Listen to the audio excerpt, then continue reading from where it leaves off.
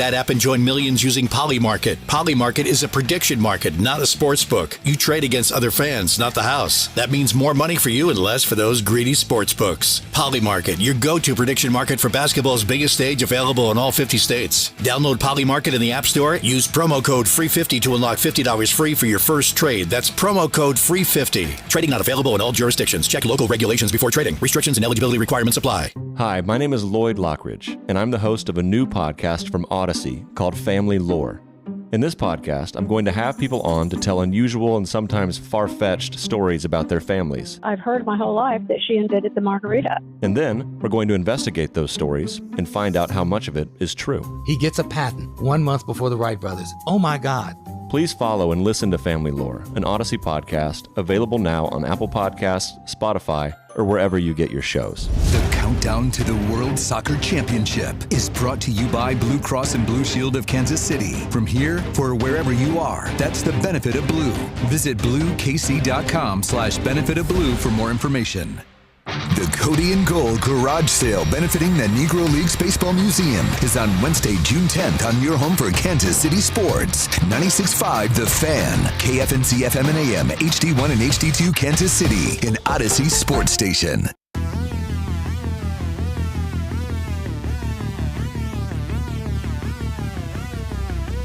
Boy, it has been a minute.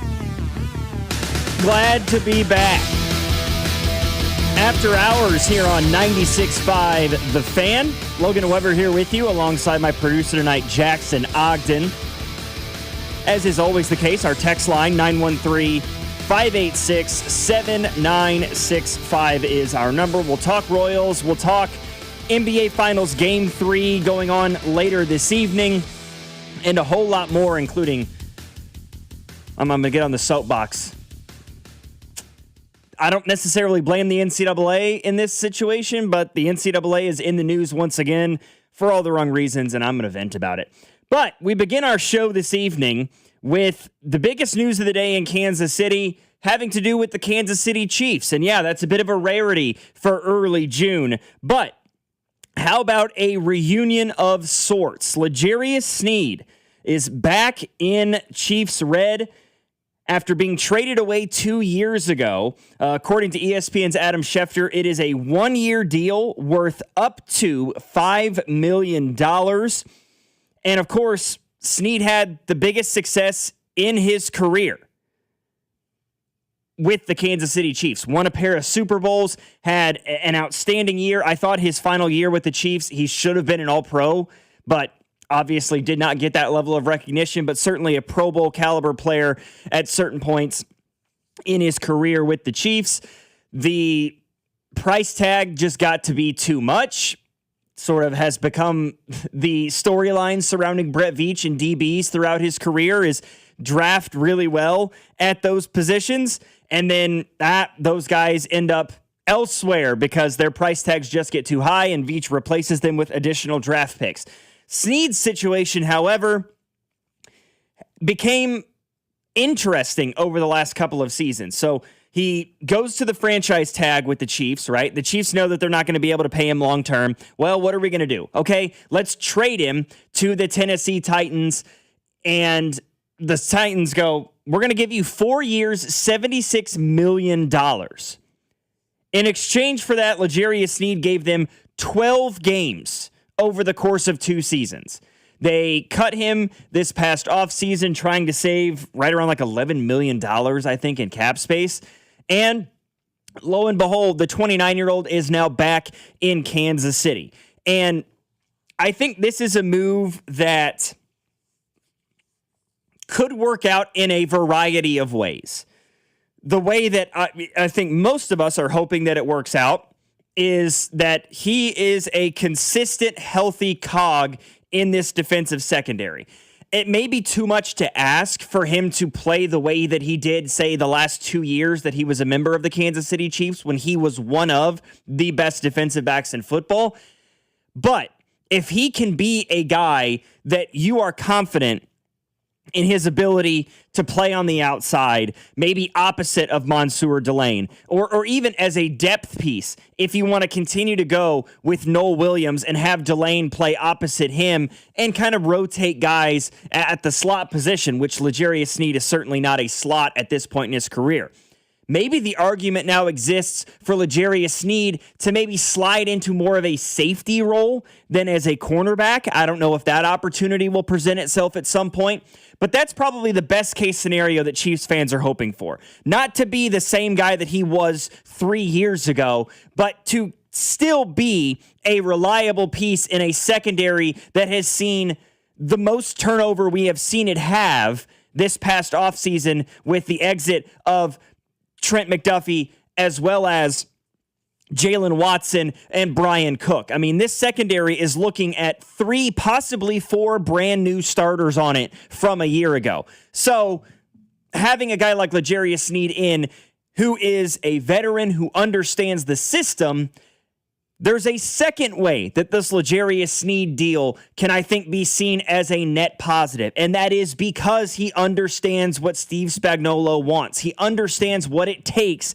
to play the cornerback position, to play in the secondary under Spags. He can help bring along some of the younger guys. He can help bring along some of the new free agent acquisitions that Brett Veach and Andy Reid and this Chiefs team acquired during the offseason. He can be a mentor for a Mansour Delane as he tries to make his way with this Kansas City Chiefs team after being selected in the top 10 of this past year's draft. It doesn't just have to be L'Jarius Sneed to be seen as a successful free agent signing for the Chiefs. Does not just he doesn't have to be a guy who plays 80% of the snaps again like he did 3 years ago. He can be a guy who helps usher in the new era of the Chiefs secondary and help a player like a Mansour Delane get up to speed a little bit quicker with what Spags is expecting of him in year one and moving forward. Yeah, and I mean, obviously the Chiefs secondary before bringing in L'Jarius Sneed today was, and still is, extremely young. I mean, Mansour's going to be a rookie. Noel's going to be a second-year guy. Jaden Kennedy's going to be a rookie. Like, they have a very young secondary, and it's not like Jaden Hicks or Shamari Khan are seasoned vets either, even though they're some of the older guys in that secondary now. So I understand the move 100%, and it's really a low risk, high reward. If you get Sneed to succeed in Spags' scheme like he did the first time he was here, for up to $5 million, that you're not getting a corner to do that for $5 million. So it made total sense. There was so much change in the secondary, losing McDuffie, losing Jalen Watson, losing Joshua Williams. It just made total sense to bring back Sneed.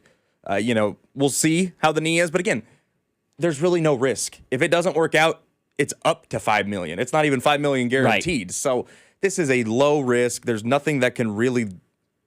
I can't imagine this really ruining anything for the Chiefs. Like, if he's not good, he's not good, whatever. But if he is, then that's awesome because you have a complete overhaul of a secondary, and that continuity between him and Spags could really help while younger guys like Delane and Williams and, the younger defensive backs learn the scheme better. Yeah, and it's just par for the course, right? This is what the Chiefs have done over the past 5 years. Now, have they done a few things differently this offseason than we have in the past? Yes, certainly. I mean, the acquisition of Kenneth Walker on offense and bringing in Alohi Gilman to come play the safety spot and be that veteran presence in the back half of the secondary, but this is right down the same avenue as bringing back Juju Smith-Schuster and bringing back McCole Hardman and bringing back Derek Nottie and Mike Pennell. That's kind of just bringing back Eric Bieniemy. I understand the good and the bad of it. I'm sure there are people who are skeptical about this move because we have seen this movie play out poorly in the past, and that could very much be the case. But this situation with how many new faces are in that secondary. I'm looking at the cornerbacks listed on the Chiefs roster right now, and I see 3 names that were on this team a year ago in the secondary. I see Noel Williams, Christian Fulton, I guess Kevin Knowles, and Chris Roland Wallace. So 4. Everybody else, I mean, Noel Williams, Zelmar Vetter, who's an undrafted free agent pickup, Darko Perkins McAllister, another rookie, Khair Elam, who they brought in, Mansour Delane, Jaden Kennedy. These are all new names that we're looking at. You know, you're looking at the Kader Kohu, who they brought in from Miami. He was a free agent signing this offseason. All of those guys, yes, a tremendous amount of depth that this team now has with young talent mixed with guys that have proven it at the NFL level, maybe not to a Pro Bowl or all-pro caliber level by any means, but having a guy like L'Jarius Sneed return in that secondary. I keep mentioning, yes, Mansour Delane and Jaden Kennedy as guys that could really benefit from what L'Jarius Sneed brings to the table. I think more so, even along those same lines, maybe not more so, he could be a benefit to the veterans that they brought in free agency. Guys that have played at a level like L'Jarius Sneed has played at that can help guide them into understanding the system. And yes, to show the young guys how to be a professional. Not to mention, if the guy's healthy, he's dealt with a ton of lower leg injuries since even before the Chiefs traded him away. I think that's part of the reason why they dealt him to the Tennessee Titans 2-3 years ago. If he can be a healthy 70-80% shell of the guy he was 3 years ago, I think the Chiefs would welcome that in spades for next season. And then it's also no skin off their back. 1-year deal worth up to $5 million. This is a prove-it opportunity for L'Jarius Sneed at the same time. And if you're going to put yourself on a prove-it deal, what better place to go back to than the place where you won 2 Super Bowls coming out of Louisiana Tech as a mid-round draft pick who became a all-pro caliber of player. He never got the honor. I think he was robbed of it, but he played at that level in 2023 to help the Chiefs get to that second Super Bowl. It's kind of a win-win scenario. It's a win-win marriage for both of these organizations, or for both parties in this transaction, and we'll see how it goes from here on out. But I really am. I've been very skeptical about this recycling of guys that were former players on this Chiefs team and bringing them back. On the surface, though, I am kind of a fan of this deal. Even if he doesn't play, I think this could be a serious net positive for a Chiefs secondary that is full of free agents in their first year with the team and rookies and young guys who need a veteran presence who understands not only what it takes to be a pro, but what it takes to be a pro under Andy Reid and Steve Spagnuolo, and what the expectation is for a Chiefs team that making the playoffs is not good enough. Getting to an AFC championship game is not good enough. Getting to a Super Bowl is not good enough. It's Super Bowl or bust with these Kansas City Chiefs. That's the way they've operated, and it's why they've won 3 Super Bowls in the last decade. L'Jarius Sneed knows what it takes and is willing, I hope, to usher in the new guys and these veterans that they brought in via the free agency to continue that pedigree moving forward, even if it doesn't include him being out on the field contributing. Yeah, and I feel like if I asked the fan base, who do you have more confidence in this year, L'Jarius Sneed to bounce back or Christian Fulton to bounce back, I think majority of people would say L'Jarius Sneed. Now, maybe some of that's nostalgia because of what he's done here, but I mean, look, both are coming. You have both now on the roster, and both are coming off of a really unfortunate season of injuries. For L'Jarius, it's been 2 years of injuries in Tennessee. He only played 12 games there on that big contract you just talked about at the beginning. Only 12 games under 40 tackles and no interceptions on that big boy deal that he got from the Titans. Another great Brett Veach move, trading him for a third. But yeah, I think if you ask the fan base, hey, for cornerback depth, do you have more faith in L'Jarius Sneed or Christian Fulton being able to produce? I know I would say L'Jarius Sneed. I think the entire fan base would say L'Jarius Sneed. So, for less cost, I'm down. I don't think it's a league-altering move. I don't think it's a, oh my goodness, they're getting Myles Garrett type of move like the Rams, but it is a move that can help them. And, like we've mentioned, it's going to be a super young defensive back core this year that Dave Merritt and Steve Spagnuolo are going to have to work with. having a veteran in there isn't the worst thing in the world. Even if he's more of a coach than he is a player, that's not the worst thing in the world. No, I don't believe it is either. Taking a look at our text line, 913-586-7965.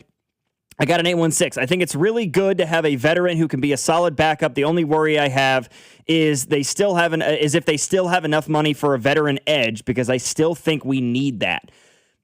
And I don't disagree, especially after we got some other news today, which we will get to in just a little bit, as the Chiefs have finally signed their entire draft class for this upcoming year. The rookies that they brought in, all of them are now officially under contract.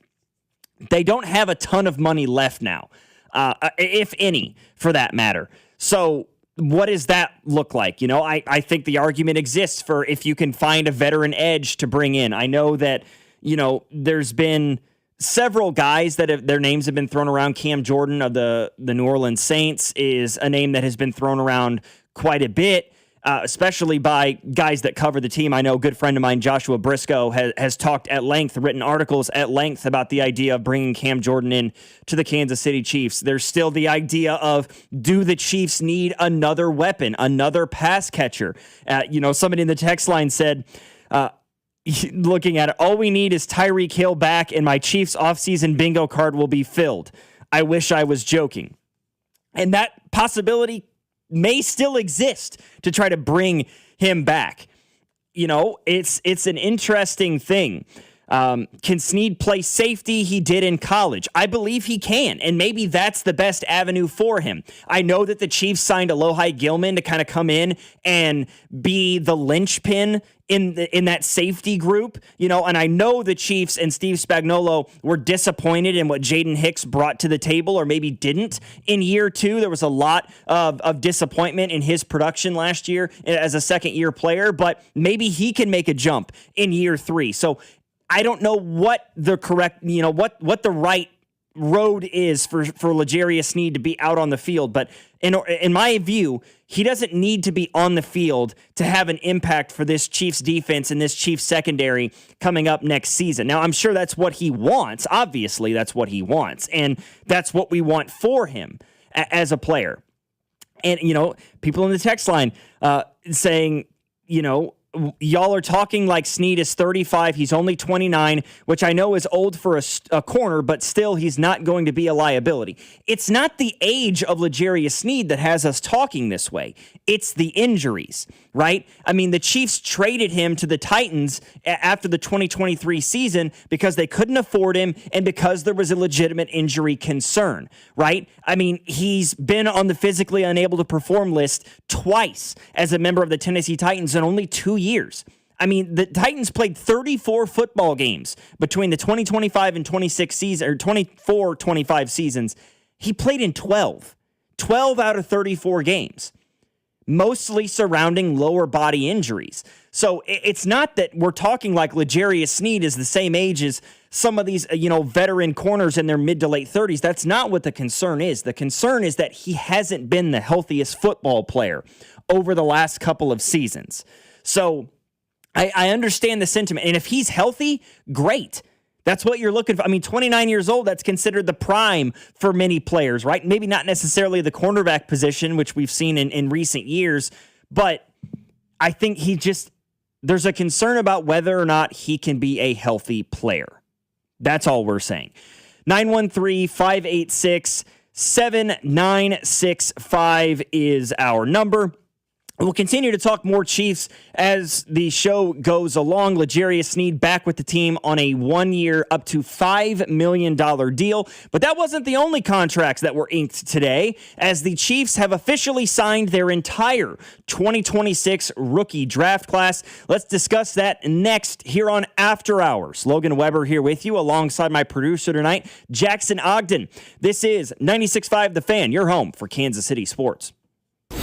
You're listening to After Hours on your home for Kansas City sports. 96.5 The Fan. The NBA season is winding down. Who do you think is going to be wearing the ring at the end of the season? Well, take your best shot with FanDuel, and you just might be celebrating a victory of your own this NBA Finals. Right now, new customers can hit the hardwood with $350 in bonus bets guaranteed after betting just $5 for 7 straight days. FanDuel is the best place to bet all your favorite players during the NBA's biggest event. Individual player markets like baskets, rebounds, or you can build an epic same-game parlay for your chance to hit it big in the NBA Finals. And with FanDuel, you get paid out instantly when you win. All you need to do is visit FanDuel.com/local to join now and get $350 in bonus bets guaranteed after betting $5 for 7 days. FanDuel, an official partner of the NBA, and also 96.5 The Fan. 21 in President, Missouri. First online real money wager only. Minimum $5 required for 7 consecutive days. $5 first deposit required. Bonus issues non-withdrawable bonus bets, which expires 7 days after receipt. Gambling problem? Call 1-800-GAMBLER. This summer, grab a Truly Hard Seltzer. Light, bubbly, fruity, and make your dreams come truly. Join us for our game day watch parties on June 12th, 19th, and 25th at Peanuts locations. Truly Hard Seltzer, the official hard seltzer of U.S. Soccer. Visit Odyssey.com/965thefan for more info on watch parties. And visit TrulyHardSeltzer.com/locations to find Truly near you. Hard Seltzer Beverage Company, LLC, Boston, Massachusetts. Hard Seltzer, 5% alcohol by volume. Please drink responsibly. 21 plus only. If you're still using Sportsbook to bet on the finals, you're getting robbed. It's time to delete that app and join millions using Polymarket. Polymarket is a prediction market, not a sportsbook. You trade against other fans, not the house. That means more money for you and less for those greedy sportsbooks. Polymarket, your go-to prediction market for basketball's biggest stage, available in all 50 states. Download Polymarket in the App Store. Use promo code FREE50 to unlock $50 free for your first trade. That's promo code FREE50. Trading not available in all jurisdictions. Check local regulations before trading. Restrictions and eligibility requirements apply. This is the story of the one. As a maintenance engineer at a beverage manufacturing plant, he starts his day knowing every line is ready to run because Grainger delivers the industrial-grade products he needs to keep mixers, conveyors, and packaging equipment moving.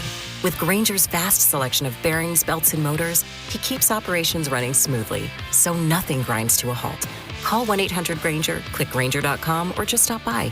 Grainger, for the ones who get it done.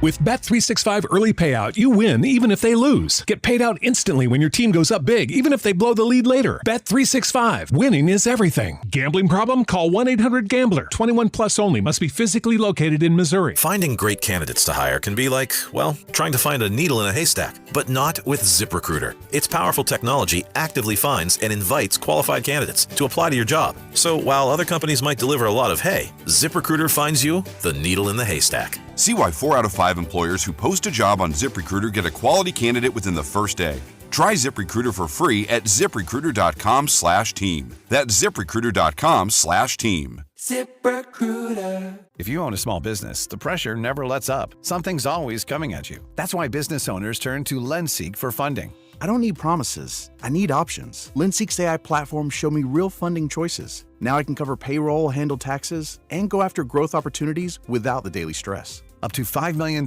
with funding in as fast as 24 hours. No upfront costs. No prepayment penalties. Start ready, stay ready. LendSeek.com. LENDSEEK.com. Tonight, expect a chance of showers and thunderstorms with a low of 73. Weather brought to you by Duke's Mayo.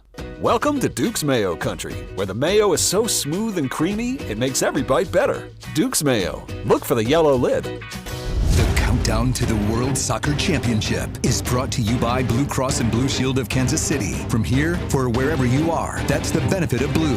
Visit bluekc.com/benefit of blue for more information.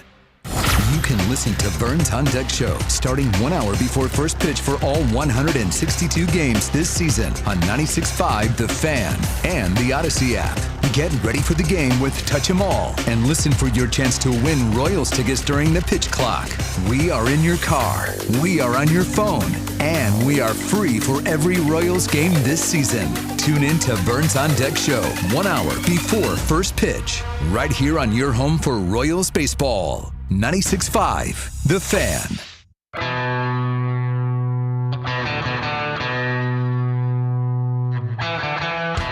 On top of the fact that the Chiefs today, according to ESPN's Adam Schefter and others, have brought back L'Jarius Sneed on a 1-year, up to $5 million deal. Again, prefaced by saying up to $5 million. That's the max that the deal could be worth. The Chiefs also have officially come to terms with both of their first-round picks, cornerback Mansour Delane and defensive tackle Peter Woods, meaning that the entire 2026 draft class is now under contract moving forward.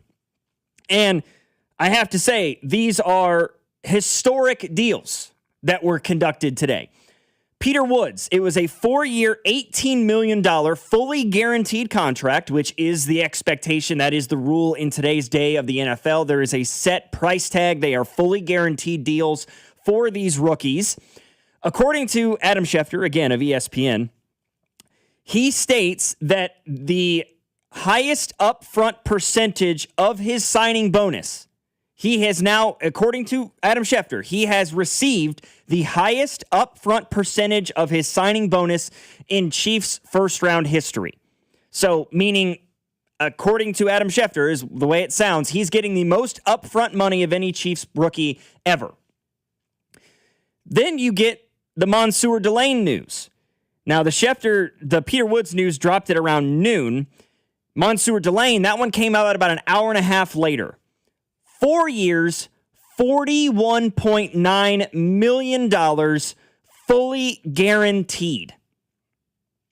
Considerable amount more than Peter Woods will be making over the life of that contract. And while Peter Woods is apparently getting the most upfront money for a rookie in Chiefs history, or at least first-round history, by average annual value, by AAV, Mansour Delane has now signed the biggest rookie contract by average annual value in Chiefs history. It is not the biggest rookie contract by total value. Lest we forget, back in 2010, I want to say, Eric Berry, back before they had the set amounts, right? Back when there were still negotiation tactics that went on thanks a lot, Sam Bradford, for ruining that, I guess. Or not. Eric Berry signed for 6 years, $60 million. So $10 million in terms of AAV for Eric Berry back in 2010 versus Mansour Delane here in 2026. It's about 10 and a half that he will be getting. Mind you, that is, of course, fully guaranteed after being the 6th overall pick. And it's crazy how much the guaranteed money and just how much the money has changed. Because, I mean, Mansour Delane's the highest draft pick the Chiefs have had since, of course, they took Patrick Mahomes with the 10th overall pick back in 2017. Which, of course, Mahomes signed for 4 years, $16.4 million. 4 picks higher, and 9 years later, Mansour Delane is getting over double the amount of money that Patrick Mahomes got back in 2017. But with all of that in mind, every single Chiefs draft pick in the rookie class of 2026 is now under contract. Chiefs will no longer have to worry about that. Mandatory mini camp, of course, starts tomorrow, and they will all be at practice starting tomorrow. That includes now Mansour Delane and Peter Woods. And thank goodness, because I have a feel. I mean, it's just a feeling that I have. You know, I have expressed my skepticism in Mansour Delane and his fit in the Chiefs defense. I think that he was obviously cornerback 1 in this draft class. I mean, looking at the tape, there's nobody better in terms of individual player talent at the cornerback position than Mansour Delane was in the 2026 class, without question. I express concerns because the Chiefs last year, they ran a ton of zone, and Mansour Delane at LSU, it was mostly man-to-man. Is he talented enough? I believe he is, but there's still kind of a prove-it moniker to it. Can he prove that he can play zone and man as effectively one as to the other? But Peter Woods at 29, I felt like was an absolute steal for this Chiefs team in the first round. And then you get R. Mason Thomas at 40. It's a sudden injection of elite athleticism and talent for the Kansas City Chiefs at 3 marquee positions, maybe the 3 marquee positions that this Chiefs team needed this offseason: at corner, at defensive tackle on the interior, and of course, at the defensive end spot as well. So I think that there's a lot of promise with this Chiefs team, and getting all of these guys under contract and ready to go before mandatory minicamp starts tomorrow, I think puts them right on track to be able to contribute from week one, from day one. And that's what this Chiefs team's going to need after all of the veteran presence that they had that left this offseason, on top of some aging talent that they have on the roster currently. They're going to need this. They need rookies like Mansour Delane and Peter Woods and R. Mason Thomas to have an impact to try to make up for the losses that this defense has felt over the last few years and even this offseason, trying to fill the shoes of Trent McDuffie and Jalen Watson and even Leo Chenal to a certain extent. 913-586-7965. Got an 816 here. We're crazy if we think this team has enough to make another run. They're missing an edge and a pass catcher. They have zero money to make this happen. This will be an 8 or 9 win team. Boy, that is a lot of negativity to be carrying around in June, I have to say. There was another team that was missing an edge and a pass rusher last year, and they were in the Super Bowl. It was the New England Patriots. They were missing a pass catcher badly, and they were missing an edge rusher badly, and they did all right. They won the conference, so I think Patrick Mahomes could manage. I think the biggest glaring weakness right now is obviously edge. I think everybody is worried about that the most. At least I am. I think when the receivers are healthy and they're not in jail, that they're a decent enough unit that Mahomes can make it work, and especially since Travis Kelce came back. But, yeah, 8 or 9, man, I mean, that's some pessimism right there. I think as long as Mahomes is healthy, they're going to be 11-win team, 11-12 in that range. And I am not as critical of the edge spot right now. I've truly gained a ton of confidence in R. Mason Thomas. I am incredibly intrigued by what he can do for this. I'm not saying that the guy's going to come out and have a double-digit sack season as a rookie. That would be preposterous. But when you look at R. Mason Thomas and Peter Woods and Chris Jones and George Karlaftis, Omar Norman Lott is coming back after he showed some promise before the ACL tear. Can Ashton Gelati make some improvement, make a jump from year 1 to year 2? I think this team has more depth. The scary part is a lot of that depth is unproven to this point. I also think it's fair to mention, while the receiver room certainly underwhelms, I guess is maybe the best way to describe it. And if they can stay healthy and, as you said, Jackson, stay out of jail, that would be great. I'm not the most confident in the ability to do, especially the former, with the injury concerns that have already popped up with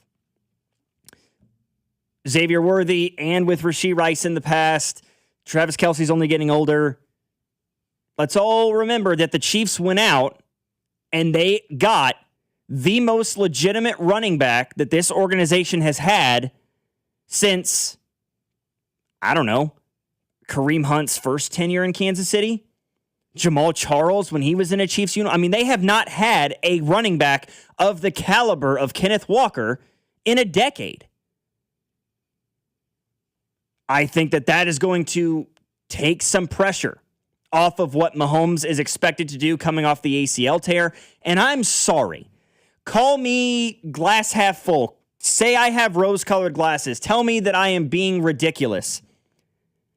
As long as 15 is behind the center, I think the Chiefs are going to win. I just do. I'm sorry. I don't care what anybody says. The Madden rating's an absolute joke this season. Whatever. Madden's been a joke for a decade. Not going to talk about it. When healthy, and even sometimes when he's not, Patrick Mahomes is the best football player on planet Earth. As long as that man is as long as that man is at the quarterback position for the Kansas City Chiefs, I am confident that they are going to be a competitive football team. And by competitive, I mean better than 8 or 9 wins.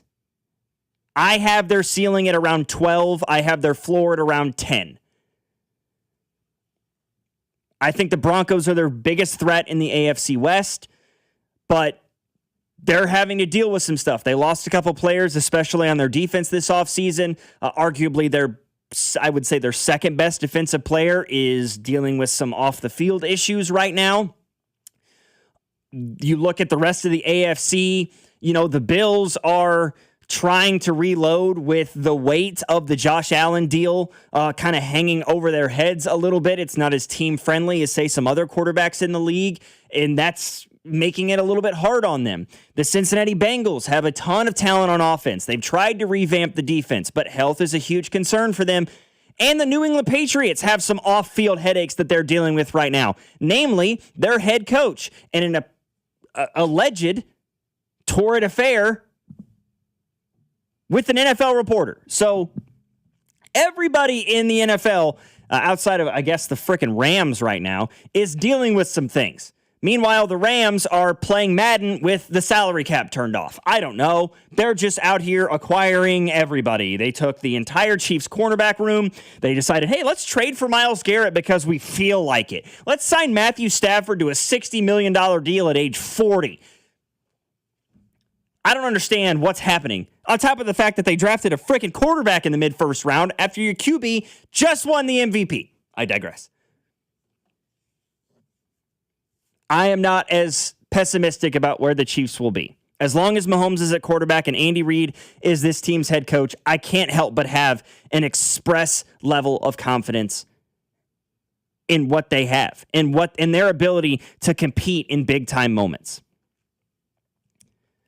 913-586-7965. A lot of messages in the text line asking a couple of different questions, things that are also Chiefs related. We'll get to those here when we come back. After Hours here on 96.5 The Fan. Logan Weber, Jackson Ogden, your home for Kansas City sports. You're listening to After Hours on your home for Kansas City sports. 96.5 The Fan. As World Soccer hits the big stage, take the field with Fanatics Sportsbook. It's built for fans who want more from their bet. This summer, Fanatics Sportsbook is making every moment count with 10 100% profit boosts over the first 10 tournament days. That's one profit boost per game day. So every time the world's best hits the pitch, you've got a chance to double your winnings. And every goal, every save, every result means more. Plus, new customers get up to $1,000 in fan cash. That's $100 bet matched every day for your first 10 days. The world is ready. Are you? Fanatics Sportsbook. Winning hits different here.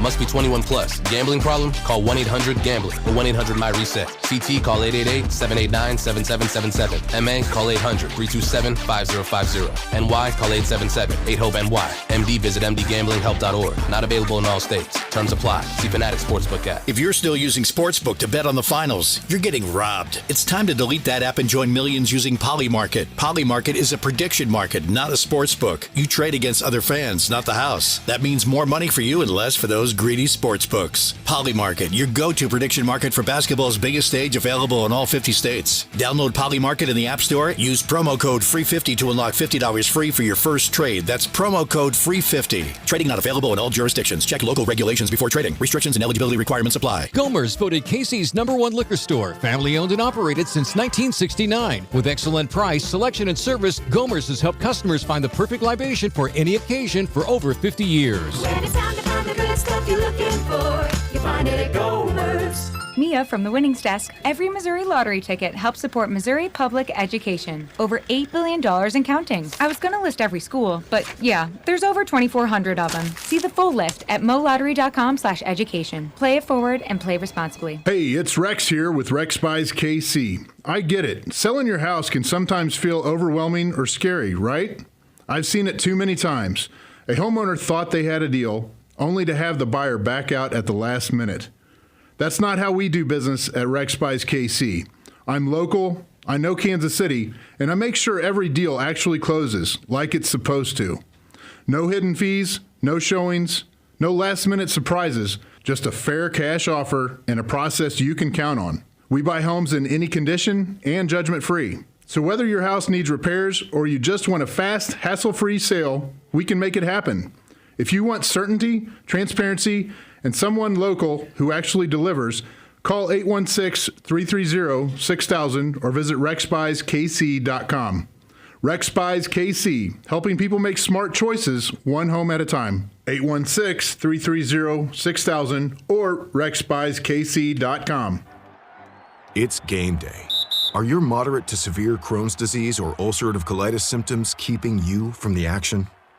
Skyrizi, risankizumab Riza, could help you get back to the game. Skyrizi is proven to help people feel significant symptom relief, achieve remission, and visibly improve damage of the intestinal lining. Skyrizi is a prescription injection medicine for adults. Don't use if allergic to Skyrizi. Serious allergic reactions, increased infections, or lower ability to fight them may occur. Before treatment, get checked for infections and tuberculosis.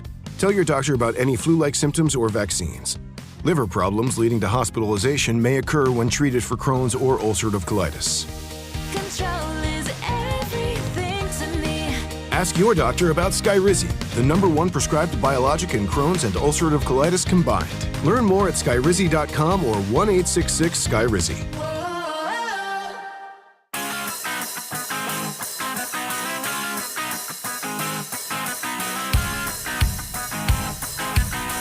After hours here on 96.5 The Fan.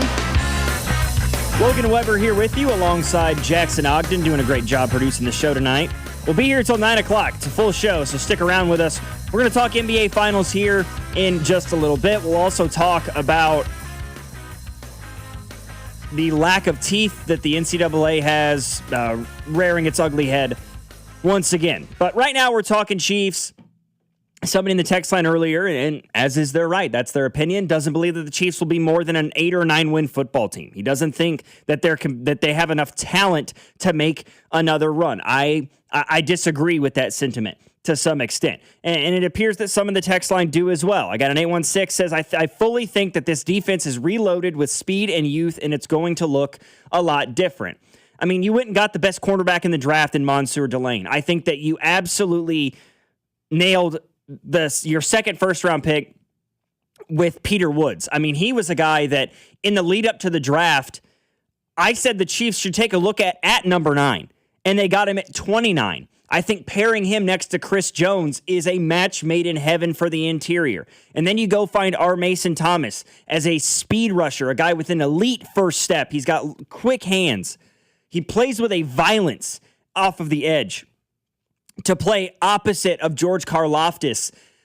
I really am excited about what this young defense can bring, Matt, paired with some of the veteran guys that they have, paired with a Chris Jones and a Karlaftis. When you look at the addition of like an Alohi Gilman, who did some really good things at a couple of different stops in his NFL career, most notably with the Ravens, you still have Nick Bolton and Drew Tranquill at the linebacker position.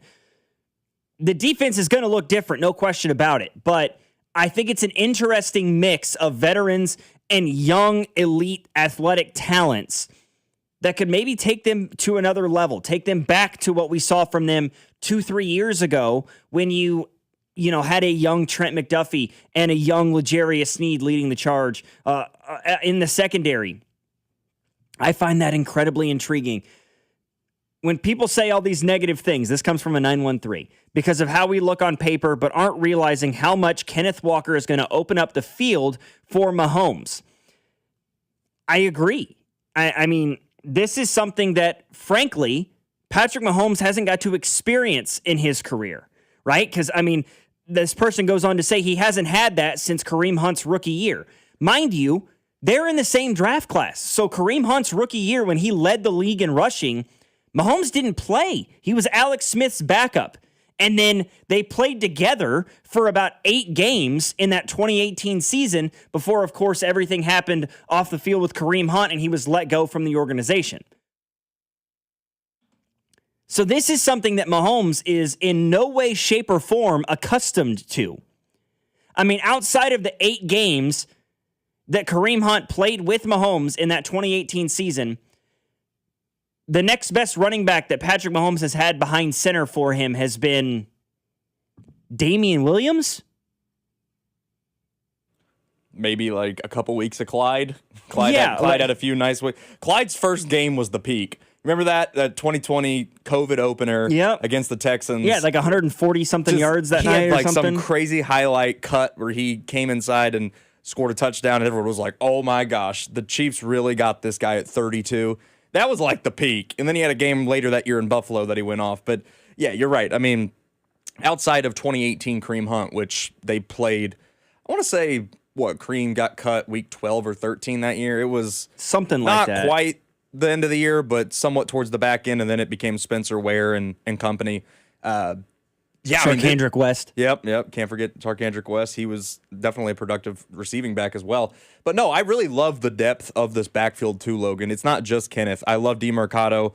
I love Emmett Johnson. He was one of those guys that I was stunned, in all honesty, that he fell to the 5th, and I think the Chiefs were too. He was my 3rd highest graded running back in this class, just behind the 2 Notre Dame guys. And you're not asking him to be an RB1, which is even better for him. And then, at RB4, you have Brashard Smith, which if that's your RB4, it's a pretty deep room. I mean, that's a much deeper room. Considerably better than Pacheco post leg injury, Kareem Hunt after having a million miles on him at that point. Don't get me wrong, he's still great in a 4th and 1. I still love Kareem Hunt in a 4th and 1, but he's not breaking any big runs, really. Maybe 1 or 2 a season. Yeah. But I just love the depth of this backfield this year more than anything. And there was another question in the text line, Logan, that I think goes hand in hand with this, and it was, is Mahomes going to be under center or is he going to be in shotgun? The reason he's not under center a lot these past years is nobody respects the run. Nobody even cares to respect it. Now that they're going to have to respect the run, assuming Kenneth Walker can stay healthy and these guys can contribute the way we think they can, the play action game is going to open right back up. RPO is going to open right back up. Like you can't quantify how important it is to have a running game. Not just Kenneth, anybody.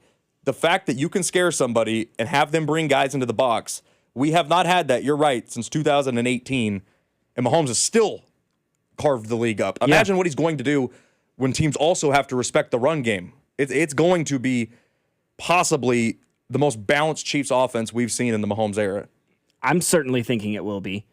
I think that you're exactly right. I mean, I love the mention of Emmett Johnson because, I mean, you and I had many conversations about how high both of us were on Emmett Johnson. I mean, I watched him play at the University of Nebraska, and I mean, everybody knows. I mean, it's well documented at this point how much I hate Nebraska. But I couldn't help but be impressed with the talent that Emmett Johnson brought as a guy that could run in between and outside the tackles. He can catch the ball out of the backfield. And you're exactly right. I mean, he's an RB2. He's a guy that you can lean on when Kenneth Walker needs a breather, when you're looking at a 3rd and long situation and maybe you don't want Kenneth Walker to be the guy to potentially catch the ball out of the backfield and make a guy miss, which he certainly can do. You know, he's a guy that could possibly make an impact in special teams in the return game if you so choose. Obviously, the concern surrounding the wide receiver room is 100% warranted. I will argue anybody who has questions about the wide receiver room is in the right, in my opinion. More than valid. Xavier Worthy, explosive, but he has trouble tracking the ball, especially along the sideline, and the injury concern has continued to rear its ugly head the last couple of years. You look at Rashee Rice, there's the injury stuff, there's the off-the-field stuff. We don't really need to go into that. And then after that, from what we've heard so far, sounds like Jalen Royals has been kind of impressive in workouts. We'll see. We'll see. After was it John Ross, or who am I thinking of? The Clemson guy we had? What's his name, John Ross? He was like the camp star for 2 years. No, what was it? Justin Ross. Justin Ross. Yes, thank you. John Ross. No, that was John Ross went to the Bengals. That's right. Justin Ross. Everyone was like, "Oh boy, we got ourselves a secret toy." Yeah, he owned the 40-yard dash record before. So when I hear, he's having great workouts, I was, we'll see. Yeah. There's always that off-season mini camps, OTA, training camp hype. Thornton's a good 3. I think agree. Tyquan Thornton can be a solid. Not being talked about enough this offseason. Yeah, I'm glad they were able to get him back. We will see what Cyrus Allen is in this offense. My hopes are not that high. He's a late 5th round pick. You never know. Maybe he can be a contributor, but I'm not going to hold out hope, and I'm not going to bank on him being a contributor. So we'll see. This receiver room really needs Worthy and Rice. Like, I've seen a lot of people saying, like, the Chiefs should just cut ties with Rice, and I'm like, they have no leverage to do that. They have absolutely no leverage They are in no position to be telling a receiver, hey, you've crossed the line, you got to go. At this point, you just kind of got to deal with it because you don't have a good receiver room. Rashee Rice is your number one, and he can't keep himself out of trouble off the field. Hopefully, when he's released, he recovers well from that knee surgery that he got the week before he got put in prison for 30 days, and he can just stay out of trouble, and we can have a great season, and we get early 2024 Rashee Rice that looked like he was about to go on a tear. Hopefully, we get that. But you're right. The concerns are valid. There's no doubt that this receiver room is one of the weaker ones in the NFL. And it's a big Travis Kelce coming back is huge. Like, I don't think people are giving that enough credit. Travis Kelce is going to lead this team in receiving again. Like, he just will.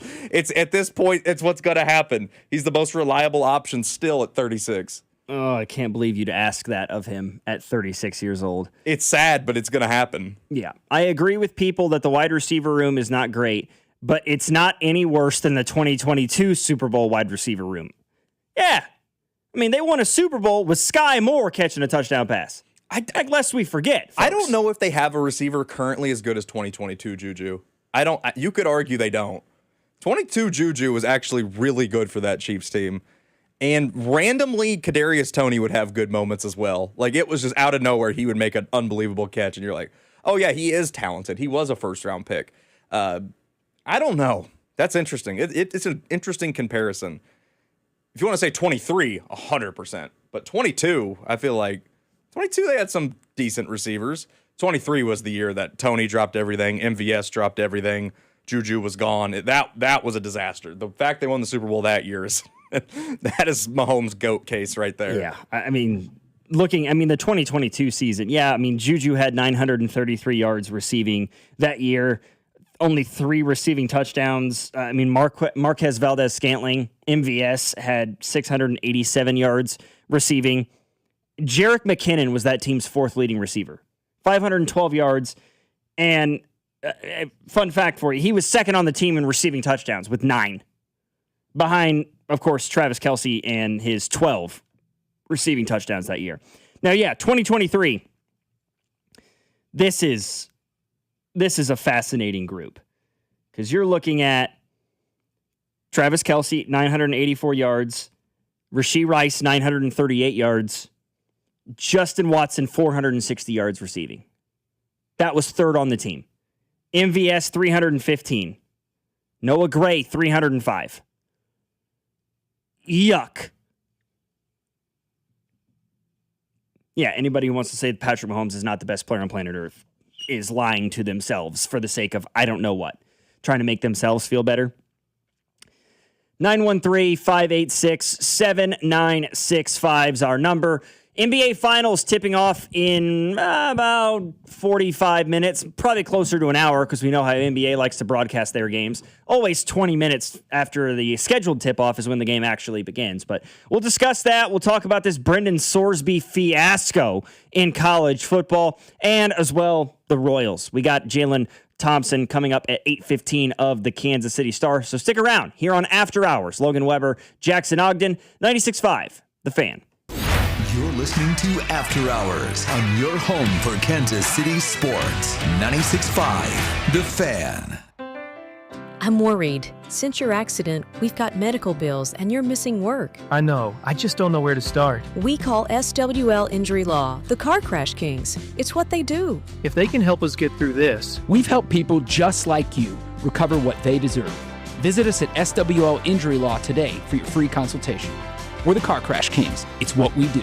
Visit SWLinjurylaw.com. The choice of a lawyer is an important decision and should not be based solely upon advertisements. Spring is here, and as the weather heats up, the sports action heats up at Circa Sports. From baseball to basketball, hockey to golf, Circa Sports has it all. Circa Sports isn't just sports betting, it's sports betting the way it should be. High limits, player-friendly pricing, and exceptional customer service. Whether you're looking for playoff futures or props on your favorite players and more, Circa Sports has you covered. Download the Circa Sports app or visit circasports.com today. Must be 21 or older. Gambling problem? Call 1-800-GAMBLER. What if you could have the most reliable fiber-powered Wi-Fi? And get this, what if you could keep it at the same price for 5 years? During the Xfinity Summer Savings Event, now through June 15th, new customers can get our best price on gig Wi-Fi, just $50 a month for 5 years. And get online in minutes with same-day Wi-Fi. It's Wi-Fi that finds and fixes problems before you even notice them, like super intelligent Wi-Fi with a sixth sense.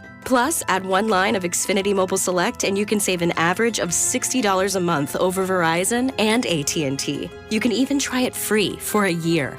Lock in your price and unlock the possibilities during the Xfinity Summer Savings Event. Get it now at Xfinity.com.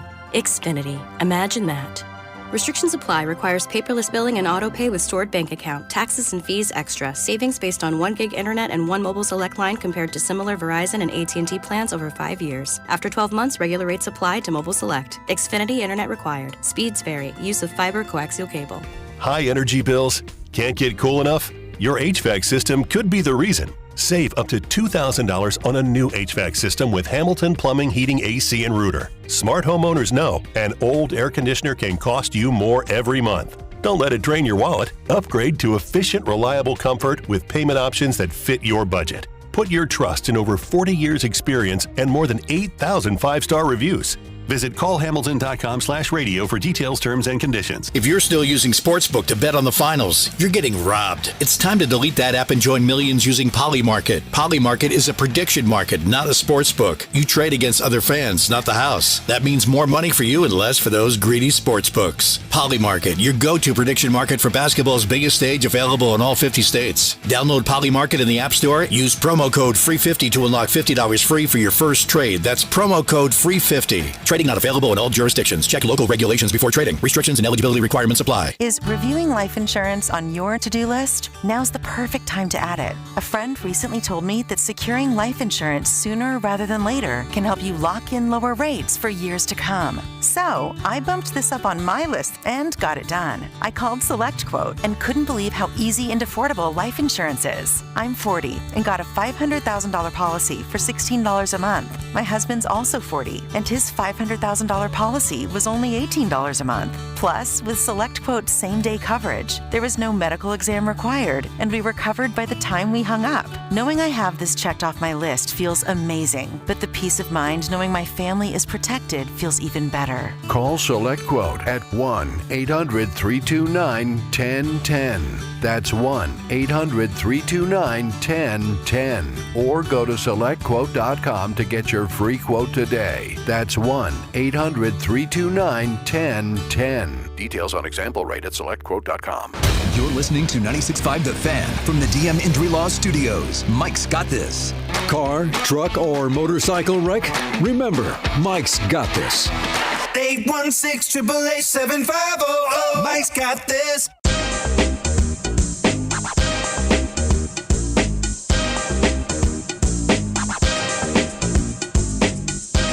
Before we change gears, talk a little Royals, talk a little NBA Finals. I mentioned, I don't know, 2 weeks ago now, it would have been, that the Excelsior Springs Tigers baseball team was having a pretty good year. You know, came on a couple weeks ago and talked about how they had won their sectional game and they were getting ready to play in the quarterfinals, and then they'd won their quarterfinal game and they were going to the state Final Four. And that was last week down in my old stomping grounds in Ozark, Missouri, which is just south of Springfield. And they went out and they won their semifinal game over Springfield Catholic, and then they ended up winning the state championship in Class 4 over Orchard Farm, which is, I think they're out of St. Charles, like St. Louis area suburb. And my younger brother is an assistant coach for that team. So I gave him a shout out, a congratulations 2 weeks ago. I'll do the same thing tonight. So shout out to my younger brother Coleman and the Class 4 state champions in baseball in the state of Missouri, the Excelsior Springs Tigers. And it's super special. I mean, KMBC did a spread on them on the news that night, that Thursday, and on Monday, right here at 96.5, Fesco and Dusty were talking about it because their head coach, his name is Cale Lyons. He's one of my brother's best friends. They have worked together for the last couple of years, and they have really, really become very, very close very quickly. Cale is active duty U.S. military, and just before their season started, he was deployed. There's still no exact location as to where he is. It has been kept pretty quiet for the most part. But this was right before the season started.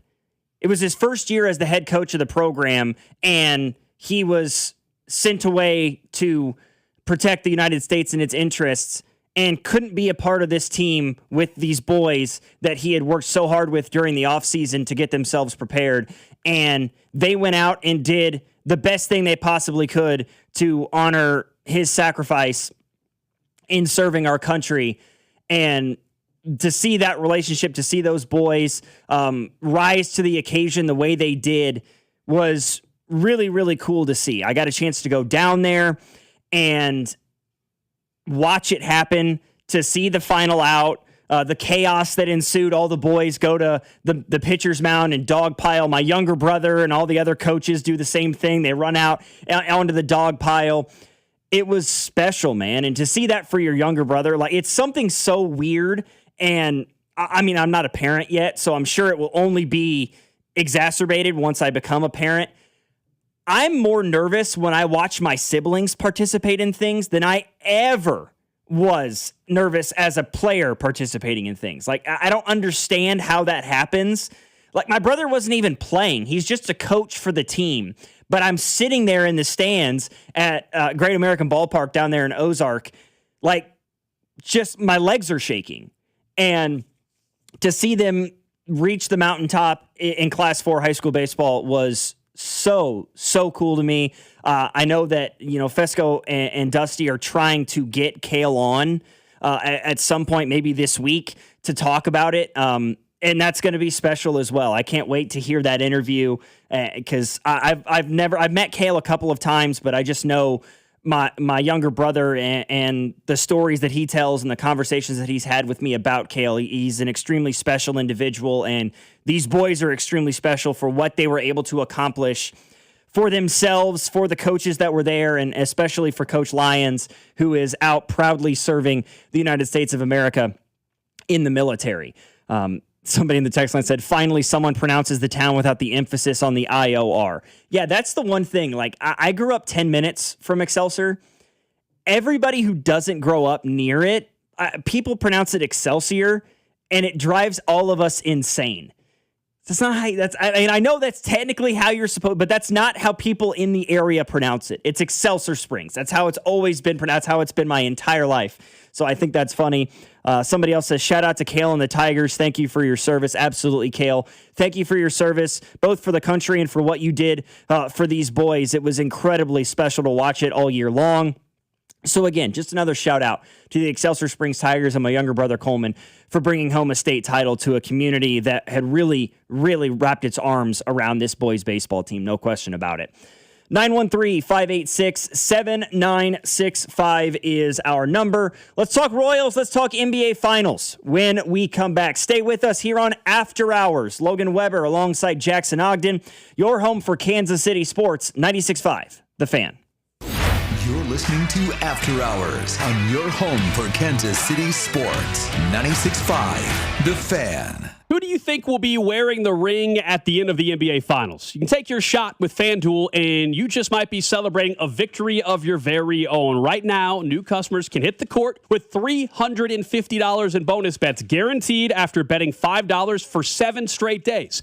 FanDuel is the best place to bet all your favorite players during the NBA's biggest event. You can seek out those individual player markets for baskets or who's going to have the most rebounds, or build an epic same-game parlay for a chance at a bigger payout. And with FanDuel, you get paid instantly when you win. Just visit FanDuel.com/local to join now to get $350 in bonus bets guaranteed after betting $5 for 7 days. FanDuel, an official partner of the NBA and 96.5 The Fan. 21 in President, Missouri. First online real money wager only. $5 minimum wager required for 7 consecutive days. $5 first deposit required.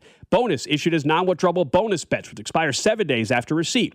Gambling problem? Call 1-800-GAMBLER. Hi, Toby Tobin along with Jason Gutenkoff from Lewisburg Ford, Lewisburg, Kansas. Hi, Jason. Hello, Toby. So what's going on at Lewisburg Ford? Hey, we've got an amazing promotion right now, Toby. We've got employee pricing for everyone. That means you don't have to negotiate price and you can buy a brand new Ford just like a Ford employee can. It's a big benefit to them. Now it's a big benefit to everybody. But now the dealers are all the same as you? Every dealer's going to be the same price. So the only thing that makes a difference is the dealer who you're working with. And Lewisburg Ford is the best, okay? I'm touting how good we are. Okay. 23 President's Award, the number one F-150 dealer in the Kansas City area 9 years in a row, and the biggest F-150 dealer for 5 years in the state of Kansas. I know you are the best place to buy a Ford. We're going to take better care of you than anybody. Period. Yes. Absolutely. How long is this going on? Well, we can come to you, and we're going to do this through the 7th of July. So if you want us to come to you, we can come to you, or we'd love to see you in Lewisburg. What's your toll-free number? 816-444-2300. Or LewisburgFord.com. $5,000. That's the average amount of money people in the U.S. are now spending on gas in a year. $5,000. That's crazy. If you drive, you have to download Upside, the free app that gives you cash back for buying gas. That's right. You can earn cash back with Upside just for buying the gas you're already buying. You can literally start earning cash back today. I use Upside, and just last year, I made nearly $300. You're putting gas in your car anyway. Why not get cash back? If you like extra cash, download Upside. I'm saving the cash I earn from using Upside to help pay for a vacation later this year. Download the free Upside app now to earn cash back when you fill your tank. Use promo code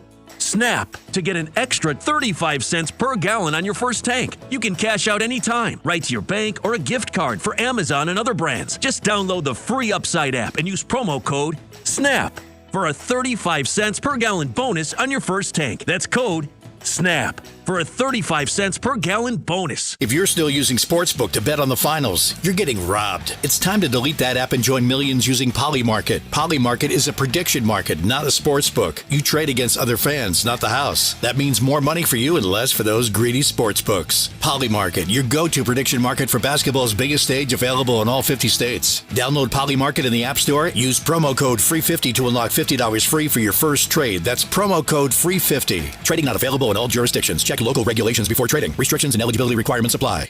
At Kansas City Proton Institute, we're delivering the future of cancer care with state-of-the-art proton therapy right here in KC. If you have breast, head and neck, or brain cancer, proton therapy may be a better treatment than conventional radiation.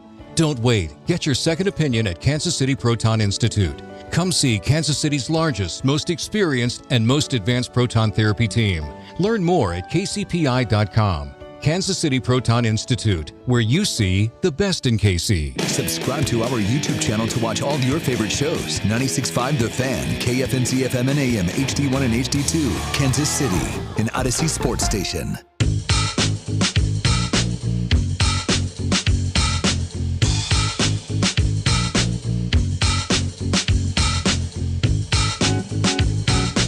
Closer and closer to tip-off for Game 3 of the NBA Finals tonight.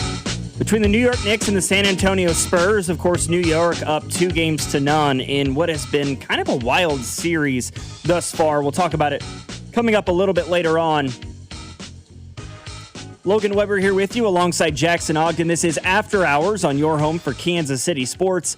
96.5 The Fan. And Jackson, we are in unprecedented territory for the 2026 year. You and I doing a show the day of or the day after a Royals victory. That is yet to occur this year at all. I don't even know if we had done a show after a Chiefs win. I genuinely think this is the first time we've done a show after a Royals or Chiefs win. It's been a rough calendar year, I have to say. It is not. We've always had to come in on the negative, and they're still 12 games under, so it's not like we're throwing a parade, but they took the series. They took the last two series of the road trip. Anytime you start a road trip 0-3 and you can finish at 500, it's a good job of recovering. They went 5-2 against the Reds and Twins. And, you know, what's funny, Logan, is this team, record-wise, you think they're dead. There's no hope. Nobody at the beginning of June that's 27-39 is ever going to go win anything, right? But the American League is so bad. They're only 5.5 games out of a wild card spot. And it's put this team, and it's kind of put the fan base, and it's definitely going to put the front office in a bit of a conundrum because they're going to have to ask themselves, do we really want to sell? Because there's already reports that the Athletics have inquired about Chris Bubich. What do you do when you're only 5.5 games out of a wild card? But you can't lie to yourself at the same time, Logan, because you are still 12 games under 500. Like, it's not like what we've seen so far is a fluke. You've lost a lot of ball games this year already. You're dead last in your own division. You're second to third to last in the American League. We'll take the win. We'll take the series win against the Twins yesterday. But, man, I can't remember a year that you could have this poor of a record in June and still kind of be in the race. Yeah, it's been wild. And it kind of goes hand in hand with what we've all kind of seen happen over the last, I don't even want to say half decade, but decade in Major League Baseball. I mean, there is a talent disparity, a very evident one that exists when you compare the National League to the American League. I think we can all say with complete honesty that the National League is better than the American League. And I'm not sure it's particularly close. Outside of Aaron Judge and when he's healthy, Tarek Skubal, the American League doesn't have the most upper echelon talent. The Dodgers are absolutely loaded for bear. The Braves have been the best team in Major League Baseball so far this year. The Phillies got off to a slow start, but they've kind of started to right the ship for themselves. It just seems like the National League, whoever wins the NL is going to win the World Series. That's the way it's felt the last few years. But I'm still, okay, they're 5.5 games out of the wild card, and that's fair, completely fair to assume. But there are some teams in the American League right now who I feel like have gotten off to sluggish starts that I still feel like will be able to turn it on much more quickly than the Royals will. I mean, the Seattle Mariners have seemingly flipped a switch in their last 10 games after a really, really slow start to the year. I can't imagine, I just can't, that the Houston Astros are going to sit 7 games below 500 for the rest of the year. I just can't see it. I mean, the A's have so much young, intriguing talent that maybe they can get on a run. If the Tigers get Skubal back, what are they going to look like in the AL Central moving forward? I look at the Toronto Blue Jays. They're still way too talented to be 2 games below 500. It just doesn't comprehend so far this year. Those are all teams that I feel like have a way better chance of turning things around and getting to a postseason than I do the Kansas City Royals. And history kind of backs that up. So for those who are wondering, in the history of Major League Baseball, there have been 2 teams that have started the year 27-39 and made the postseason. The 1914 Boston Braves being the first to do it, the Miracle Braves, as they were called. After starting 27-39, they ended up going on just a ridiculous run. They finished 94-59, won the National League pennant, and then beat the Philadelphia Athletics in the World Series. The second team to do it, the most recent one, how about the 1981 Kansas City Royals? But they did it in a very, very weird format, right? The 1981 season, mind you, they still had they ran with a split season format because of the strike in 1981. So the season was shortened. They won the second half title in the American League West and qualified for the playoffs that year. Obviously, the Royals don't have anything like that to help them along the way. And there are just things about this Royals team that you can't have express confidence in. The starting pitching has dealt with injuries already this year. Chris Bubich, according to reports, he's going to have a start in AAA tomorrow to begin his rehab assignment, so we may see Bubich back in the near future. But he's been injury-riddled throughout his career, even before his all-star season a year ago, which still ended due to injury. So what's the level of confidence you have in him being able to come back and continue to throw 20 more or 15 more starts here for the remainder of the year? I don't have a ton of belief in that. Cole Reagans has been dealing with injuries throughout the entirety of this season. Not to mention, okay, let's now look at the batting lineup. Salvi's missed back-to-back games. Not that he's been great when he's been out there, but now he's dealing with injury issues. You've got the knee issue now with Bobby Witt Jr. What is that going to look like, right? It seems like it's sort of day-to-day. It seems like there's a lot of in the air with that situation, but if he misses any level of time, even if he goes on the 10-day or the 15-day IL, the Royals kind of already have a fork in them, but you could go ahead and stick about half a dozen in there if Bobby Witt Jr. misses a week or more. Somebody's trying to... So you're saying there's a chance. Sure. Here's how I stand on this, Logan, and I don't know where you're going to... if you'll agree with me here or not. But because the AL is so bad, nobody's dead right now. Maybe the Angels, but even they're only 7.5 out of a wild card. But right now in the American League, does any team really feel like they have no shot to get back in it? When you're only 5.5 out with this much baseball to go, what do they have, 95, 96 games left after? Something like that. A lot of baseball left to be played. All of July, all of August, all of September, and of course the rest of this month, which has just barely started. So, yeah, you look at it, you're 5.5 out, and you're thinking, why would we sell? But that's the problem, is that there's not going to be a very high seller's market with that attitude. If everybody feels the same way of like, well, hold on, we could get in, it's going to be a tough buyer's market, which is why I think the Royals should get in front of this and be the pioneers and sell. I would sell Lynch. I would sell Bubic. Anybody on an expiring contract that I don't think I'm bringing back, I would get ahead of this, and I would say, you know what? These other teams, they honestly think they have a realistic chance to get in. We'll be one of the few guys on the buyer's market, and we'll set the market. We'll set the price. You want to get a good reliever? Well, there's not a lot available because so many teams don't want to sell, so you're going to have to pay a hefty price for a Chris Bubic or a Daniel Lynch. I know people don't want to hear that. They don't want to hear, let's punt the season and let's, just try and up the farm system. But me and you both agree this team doesn't have a chance at really making the playoffs, and even if they did, they have absolutely no chance of competing with the Rays or the Yankees or any of the top dogs. And if they somehow won the pennant, they would get obliterated by whoever came out of the NL. So, in my opinion, I would get ahead of this. And it wouldn't be the first time they've done this. Like, back in 18 or 19, they traded Kelvin Herrera in June. They traded Aroldis Chapman in June a few years ago in the Cole Reagans deal. Like, they've done this before where they, the trade deadline's not till August 3rd, but you can get ahead of this and be one of the first teams to kind of set the market out there. And I know that's not what I wanted coming into the season, to be here on June 8th talking about we should sell. That's not how I envisioned this year going, but you kind of got to look at it and say we need to retool. You don't need to rebuild. You have pieces. You have Bobby. You have Garcia. You have Cags. Carter's been looking better. Like, you have some pieces. Even Luinder Avila and Stephen Kolek have given you some hope. But I think you got to just be honest with yourself this season. And most of the time, by June 1st, you are what your record says you are.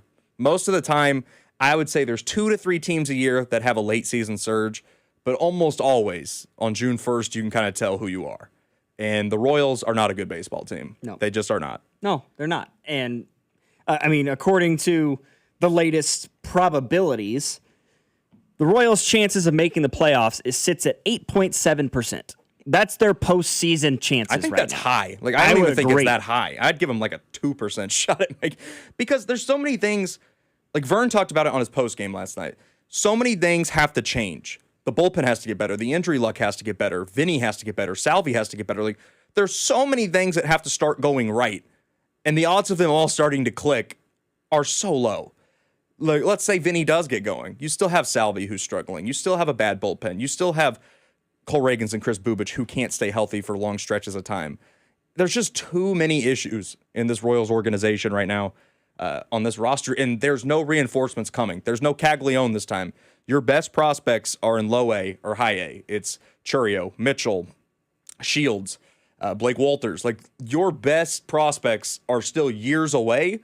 So if it were me and I was JJ Picoyo for a day, I would go ahead and sell some of the expiring contracts, try and up the farm a little better, retool it a little bit. Who even knows if there's baseball next year? Yeah. And if there is it even a full season?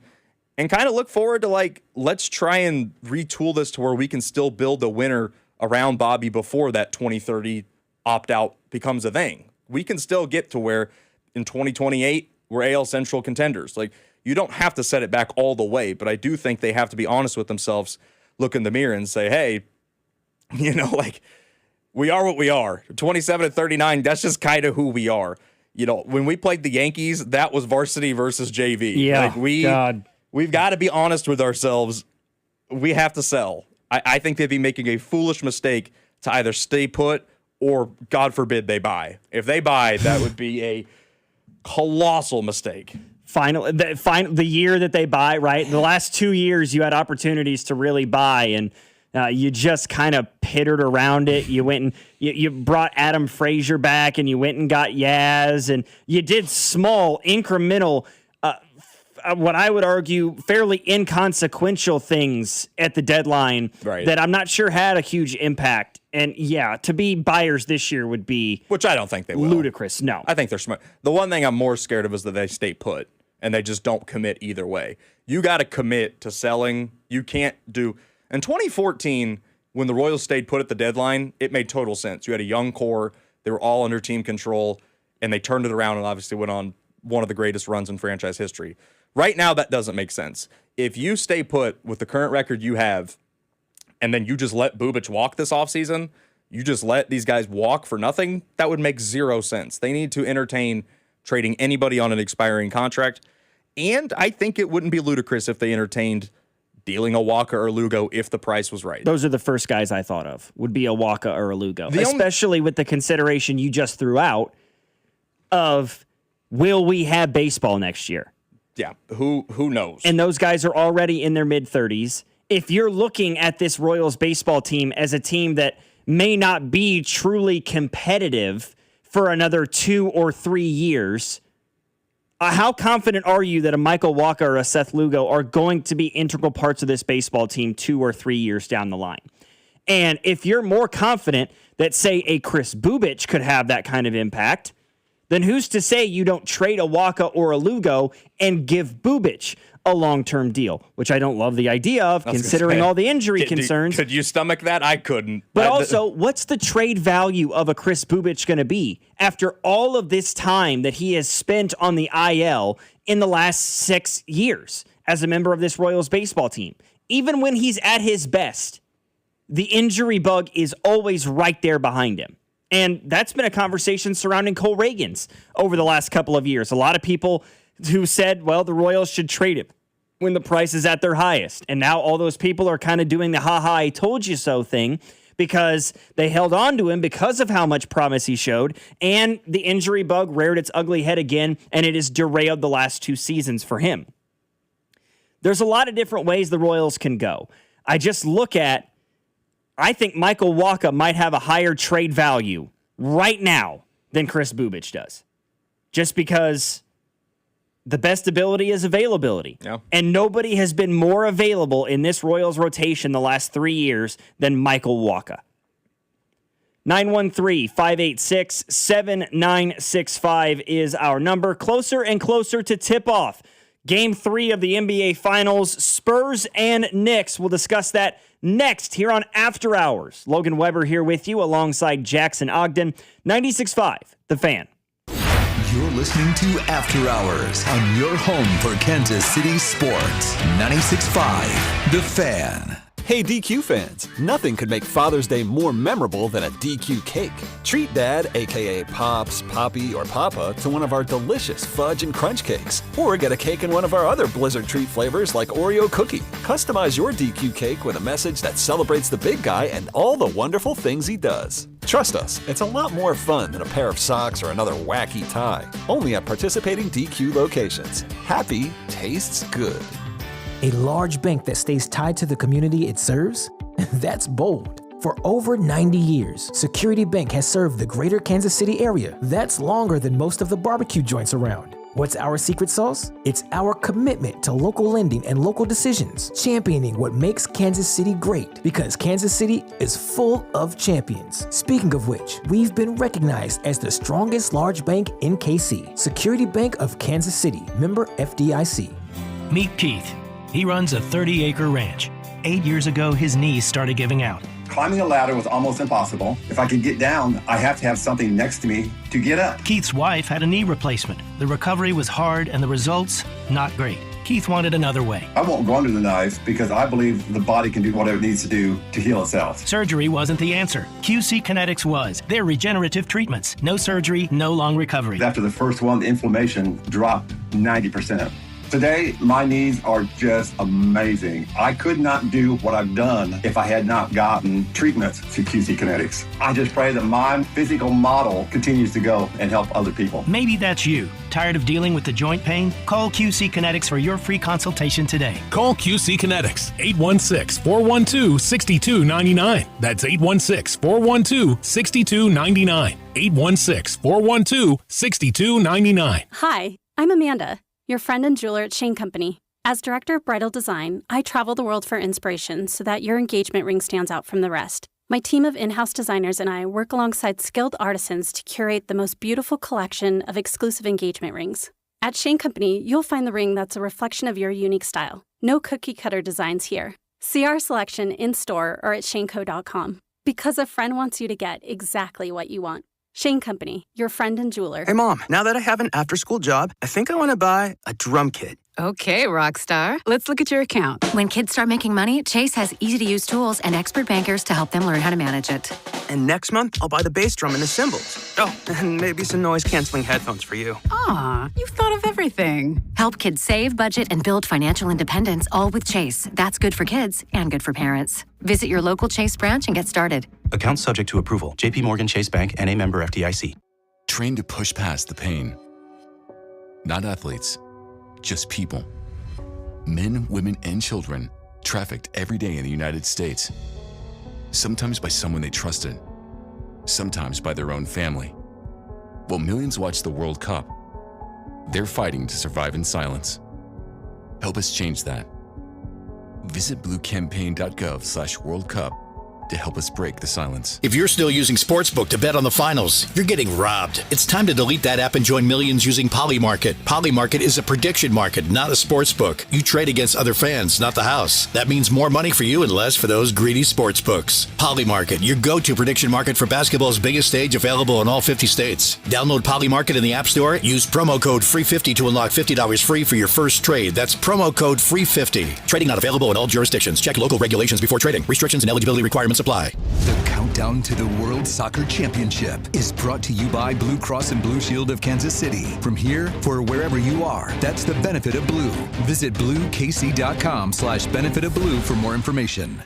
Hey guys, it's Dusty Likens, and I have a new social media series called Range Bait that is up on all of 96.5 The Fan's social channels. I love golf. I talk about it. You know it. I watch it. I play it. So every week I'm headed out to the range to hit a bucket of balls and talk to you. It could be Royals conversation. It could be about how the chicken crossed the road. Who gives a rip? New videos will be released every Thursday on The Fan's YouTube, Instagram, and Twitter pages. Range Bait with me, Dusty Likens, on your home for Kansas City Sports 96.5 The Fan.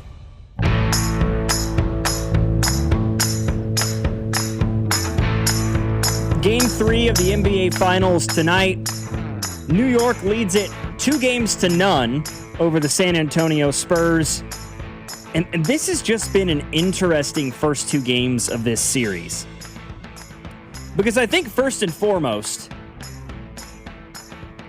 we haven't seen either team's, I guess you could call their superstar, their number one, have a ridiculously astounding game, right? I mean, in game 1, the Knicks win by 10 in large part due to the play of Karl Anthony Towns and OG Anunoby. You look at the stat, you just look at the box score, and you see, Jalen Brunson finishes with 30 points, and you're like, well, wow, Jalen Brunson had a great day. He did it on 31 shots, okay? That is an incredibly inefficient day of basketball. 30 points on 31 shots is despicable work.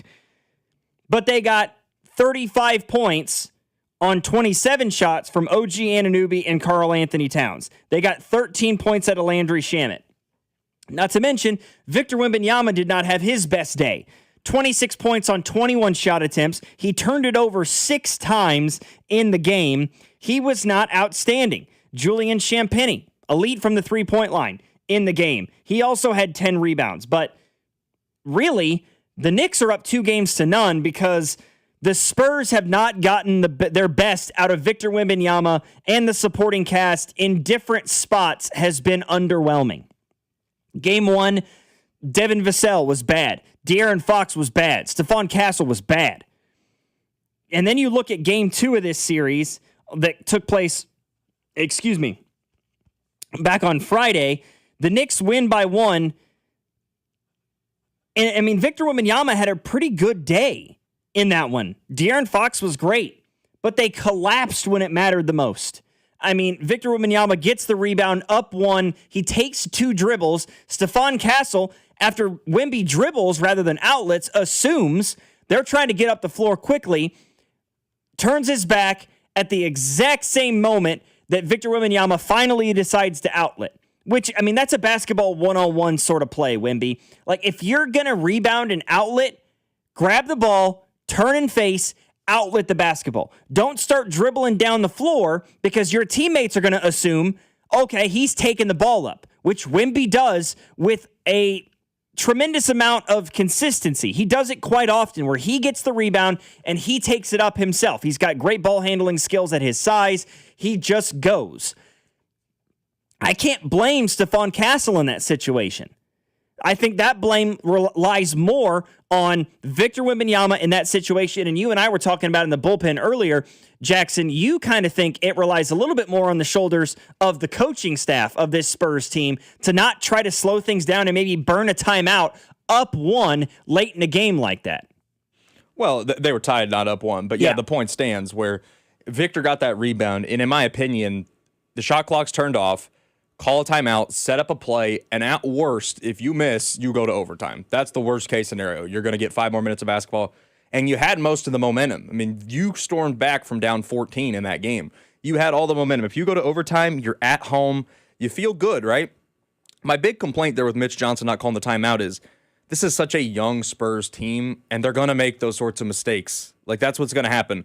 When your star players are 20, 21, and 22, they're going to be more prone to those mistakes than veterans like Karl Anthony Towns and Jalen Brunson, who have been there and done that in crunch time over and over again. And they're just overall, you know, I've seen in the series, Cat is just more built than Wemby. He is just a grown man. I like we talked about varsity versus JV earlier. This really feels like it's just a team of veterans that's grown versus a team that, you know, you don't want. It's not quite the 07 Cavs. I've seen that comparison made a lot for Wemby. It's where it's like, well, LeBron made the finals at 22 as well and got swept. It's not quite that. He has a better supporting cast, but you can definitely see the inexperience in this Spurs team. And I'm not saying it's over because I still think this Spurs team is incredibly talented, and any given night, Wemby can just take over a game and win it himself. But they're going to have to be better when it matters. That's really been this series. There's a real scenario where they're up 2-0 in this series going to New York. It's just been little mistakes late in games, and it's kind of what you expect out of a young team. Yeah, it's just it's complete inexperience. And you know, people have made the argument, well, neither one of these teams has a ton of NBA Finals experience, and you're exactly right. But there's something to be said for just experience being experience, no matter what the moment is. And when you look at this New York Knicks team and you look at that starting 5, you look at the depth pieces that they don't have rookies, second-year, third-year players that are playing major minutes and contributing in large facets. You've got Karl Anthony Towns and McCall Bridges and Josh Hart and Jalen Brunson, OG Anunoby, Landry Shamet off the bench. Shout out to one of the KC Metro's finest in Landry Shamet, who's making big-time plays coming off the bench for this Knicks team. These are just dudes who have been in big-time NBA games. Have they been in the finals? No. But outside of Harrison Barnes, nobody on the Spurs has either. Well, and so, I mean, in a moment like that, when you're looking at, okay, neither team has NBA Finals experience, but the combined number of starts for our starting 5 in just NBA games exceeds 1,000, and for the Spurs, it's like 400-something. There's something to be said for that. And frankly, the guy with the least amount of experience for this San Antonio Spurs team has been their best damn player. Dylan Harper has been Dylan insane. Harper on the floor more. He has been, for a rookie, unbelievable. There's not one possession where he lacks confidence. And it's not irrational confidence where he's just shooting up stupid shots. he's out there like making the right decision. Like he looks like a seasoned veteran out there. But you mentioned the experience. Also, Brunson and Bridges and some of these guys who were on those Villanova teams that won the national championship, like they've been in these big moments and they've been in them together. Like this is also a Knicks team that was in the conference finals last year. They've made a deep playoff run together, and this is really one of those years that you look at the Spurs and you would say they're ahead of schedule. They went 2 years without making the playoffs and then jumped all the way to the finals. That doesn't happen often. Give Victor Wembanyama and this team a tremendous amount of credit. Yes. Like this is their first playoff run ever. Like this is their first For playoffs. most of them, it is ever. yeah. And they got all the way to the NBA Finals. Now, small consolation considering you're down 2-0 to this New York Knicks team. And maybe I'm being harsh to some extent. Somebody in the text line pointing out that Jalen Brunson has the most playoff points in the last 3 years, and that harkens back to the experience. The New York Knicks are up 2-0 in this series, in my opinion, in spite of Jalen Brunson. Ooh. He has not played good basketball to me. But he's been big late. Like, that's his thing. He hit a couple big ones late in game 1, and then he drew that foul, hit the free throw to win it in game 2. Jalen Brunson has not been efficient. I'll give you that. But I don't think they win either game without him. He was right. In game 2, he was right place, right time, in my opinion, that he drew the foul. And right place, right time. He's standing there in front of Stephon Castle. He sees the ball go off his back. He catches it, runs into Victor Wembanyama, does what he and so many guys in the NBA do today, and just foul baits himself into a trip to the free throw line, and they go win the game. That was smart, though. Wasn't an SGA one. That was like, I'm running into a 7'6" guy. I'm going to fall. I can't help but look at Jalen Brunson in this playoff series thus far, as good as he was in the first 3 rounds, because he was ridiculous for the New York Knicks against Atlanta and against Cleveland, and in that second round series, especially in that second round series against Philly. Dog, he is 19 of 56 shooting through 2 games of the NBA Finals. The efficiency's not been there. That is he is 4 of 17 from behind the arc. Maybe, and with all of that in mind, he's got 8 assists. 8 assists. He's the point guard of this team. He's got 8 assists to 56 shot attempts. Hey, Jalen, every once in a while, just think to yourself, perhaps swing the rock. Okay, OG Anunoby is scoring the ball pretty well right now. Karl Anthony Towns is taking it to Victor Wembanyama right now. Landry Shamet's hitting everything off the bench. You got Deuce McBride, who's doing great things from behind the arc. Sometimes it's okay. McCall Bridges was electric from behind the 3-point line in that game 2 win against San Antonio. I know that you're the cog, man. I get it, right? You're the straw that stirs the drink for the New York Knicks. But I think every once in a while, let's just swing the rock a little bit. Okay? That's true. I've missed 9 in a row. Maybe this isn't the one to force up a 24-footer or try to force up a floater from 14 feet. But I also don't want my superstar getting gun shy either. Like, people, rightfully so, clowned Chet Holmgren in Game 7 because he took 2 shots. Would you rather have a guy shoot inefficient or a guy go 1 for 2? Like, I want my star to actually keep shooting the ball. And if I lose because my star wasn't good, I can live with that. I can't live with my star lost confidence, went full Ben Simmons, and just passed the ball around and didn't want to shoot. I can't live with that. Fair. And so that is fair. I would rather die by my superstar, the same way with Mahomes. I'd rather die on a Mahomes interception than die on running the ball on 4th and 3. You know, like I would rather put it in my best player's hands and let him try and win the game. And if we lose and he doesn't do his job, I would do it again. The process is sound. But you're not wrong. Fair. It has been inefficient. But Kobe was extremely inefficient, and everyone just called it Mamba mentality. He kept chucking them up, and people loved it. So I think we're just in a different era of basketball where everybody nitpicks everything. And I'm not saying you, Logan. I'm just saying in general where they're like, oh, you know, this guy shot a tour date. Or, you know, like they make fun of guys for having bad shooting. But like Kobe in Game 7 of the finals against the Celtics shot like 6 at 24. No one remembers that. They just remember he won the finals and he beat Boston. So it's like, do what's necessary. Don't lose confidence. Keep shooting. I want to win by my star, and I want to die by my star. And that's fair. I completely agree with the sentiment that you're stating.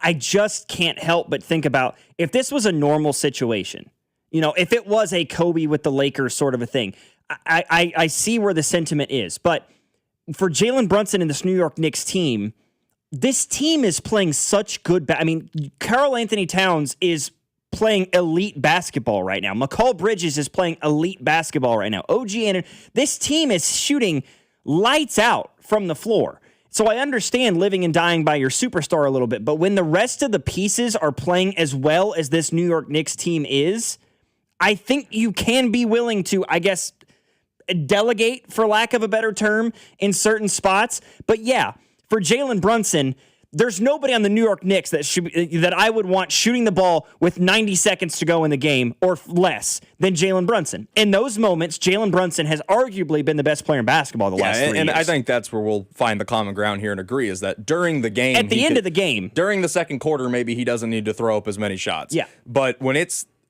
30 seconds left, tie game, there is not anybody I want unless they're wide open under the rim shooting other than Jalen Brunson. He's the only guy that should be taking the shot. Same way for San Antonio, when there's 5 seconds left, it better be in Wemby's hands. Yeah. You win and die in this league by your superstars. I'm just saying with 7 minutes to go in the third and Karl Anthony Towns has an open 14-footer and Jalen Brunson takes one from 27 feet, yeah, I think in that situation we can be willing to swing the rock a little bit. Have you ever heard the famous Dion Waiters quote? I'd rather go 0 for 30 than 0 for 9 because that means I stopped shooting. Like that's Brunson. I'd rather go 0 for 30 than 0 for 9. It's a solid quote, and to some it may apply, but that quote does not apply to Dion Waiters. Let's just say that. It did apply to him. He never stopped shooting the ball. It should not have applied to Dion Waiters. But that man never passed. To Steph Curry, LeBron, Jalen Brunson, Wemby, Luka Doncic, the superstars of the league. But for Dion Waiters, a failed lottery pick, maybe you're not the guy for that one, pal. Okay? I'm sorry. I'd listen to J.R. Smith throw that quote out before I'd listen to you throw it out. I'm just saying. 913-586-7965 is our number. They're finishing up the national anthem now, so we are just minutes away from tip-off Game 3 of the NBA Finals. But I have to say, I am pissed. I am upset about some news that dropped today in the college football world, and I think all of you should be upset with me. We'll talk about that next here on After Hours. Logan Weber here with you alongside Jackson Ogden producing the show, doing a phenomenal job. As always, 96.5, The Fan. You're listening to After Hours on your home for Kansas City sports. 96.5, The Fan. At Liberty Mutual, we love helping people with things like customizing car insurance, just like how we customize a song for you. Catered country tune. Liberty Mutual, saving you bucks by protecting your truck. 'Cause Birdie told me to only pay for what I need. Thank you, Limu. I'll always trust in Limu with Liberty, Liberty, Liberty, Liberty. Steak is for dads. All types of dads. Grill dads, cast iron dads, charcoal dads, all united by their love of steak. So shop in store at Omaha Steaks at the Fountains in Overland Park for the perfect Father's Day gift. From perfectly aged, oh so tender USDA certified tender steaks to hand-selected gift packages, Omaha Steaks makes it easy to give your dad what he really wants. A license to grill with a Father's Day gift from Omaha Steaks at the Fountains, or go to omahasteaks.com today for fast delivery. Hi, I'm Carter. And I'm Charlie. We'd like to share a quick story about a homeowner named Jack. Jack had a home he needed to sell fast. And Jack thought he had it all figured out. So Jack talked to multiple cash buyers. Jack chose the highest offer. But the day before closing, guess what? The buyer backed out, leaving Jack with the moving truck all packed in the driveway and not sure what to do. Jack learned the hard way that the highest offer isn't always the right offer. Jack got suckered.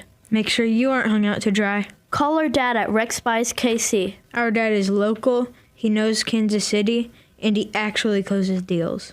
No repairs, no fees, no showings, no surprises. Just a fair cash offer and a smooth process. Now, don't be like Jack. Call 816-330-6000 or visit rexbuyskc.com. Rex Buys KC, helping people make smart choices one home at a time. America is turning 250 this year, and Circus Sports is celebrating by offering all users in Missouri $250. Dane Hughes here, and for everyone in Missouri, all you have to do is deposit $250 on your Circus Sports app. Then play through that deposit. Once you do, Circus Sports will reward you with $250 right in your account. This is available for everyone in Missouri, new and existing users. users. Celebrate 250 years and find out more at circasports.com today. Must be 21 or older in Missouri. Gambling problem? Call 1-800-GAMBLER. If you're still using Sportsbook to bet on the finals, you're getting robbed. It's time to delete that app and join millions using Polymarket. Polymarket is a prediction market, not a sportsbook. You trade against other fans, not the house. That means more money for you and less for those greedy sportsbooks. Polymarket, your go-to prediction market for basketball's biggest stage, available in all 50 states. Download Polymarket in the App Store. Use promo code FREE50 to unlock $50 free for your first trade. That's promo code FREE50. Trading not available in all jurisdictions. Check local regulations before trading. Restrictions and eligibility requirements apply. Are you an adult with uncontrolled moderate to severe Crohn's disease symptoms and still packing a backup bag of clothes?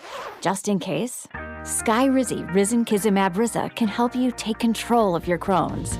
Feel significant symptom relief, including less abdominal pain and fewer bowel movements at 4 weeks. Plus, Skyrizi is proven to help people achieve remission and visibly improve damage of the intestinal lining. Individual results may vary. Skyrizi is a prescription injection medicine. Don't use if allergic to Skyrizi. Serious allergic reactions, increased infections, or lower ability to fight them may occur. Before treatment, get checked for infections and tuberculosis. Tell your doctor about any flu-like symptoms or vaccines. Liver problems leading to hospitalization may occur when treated for Crohn's. Ready to take control of your Crohn's? Ask your doctor about Skyrizi, the #1 prescribed biologic in Crohn's disease. Control is everything to me. Learn more at skyrizi.com or call 1-866-SKYRIZI.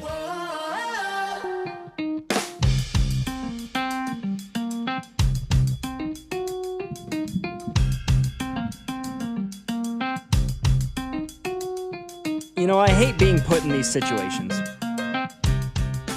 because I am a vocal supporter of the NIL movement. I am a vocal supporter of the transfer portal. I believe that they are good for college athletics. Maybe not good in the way that you're hoping, but I think that they are good for the overall premise of the sport.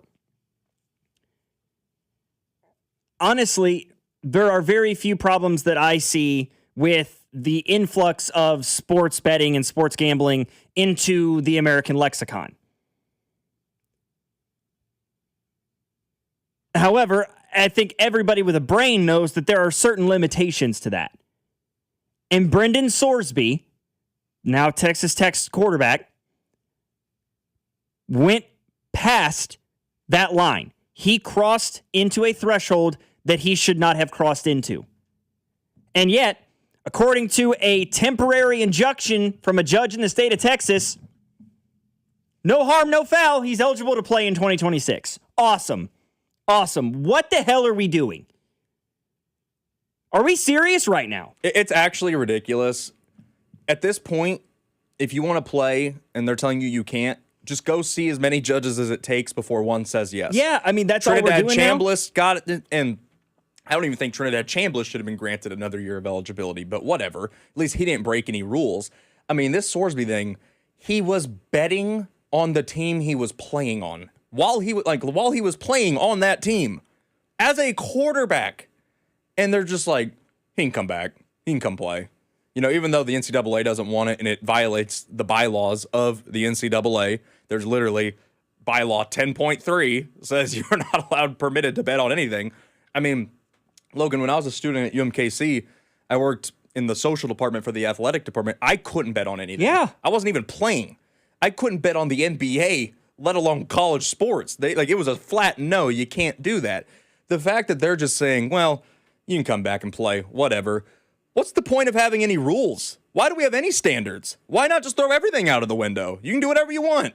You know, you want to play for 10 years in college? Play for 10 years. You know, in 3 years, if Emmanuel Clase wants to come back and pitch at Mizzou, why not?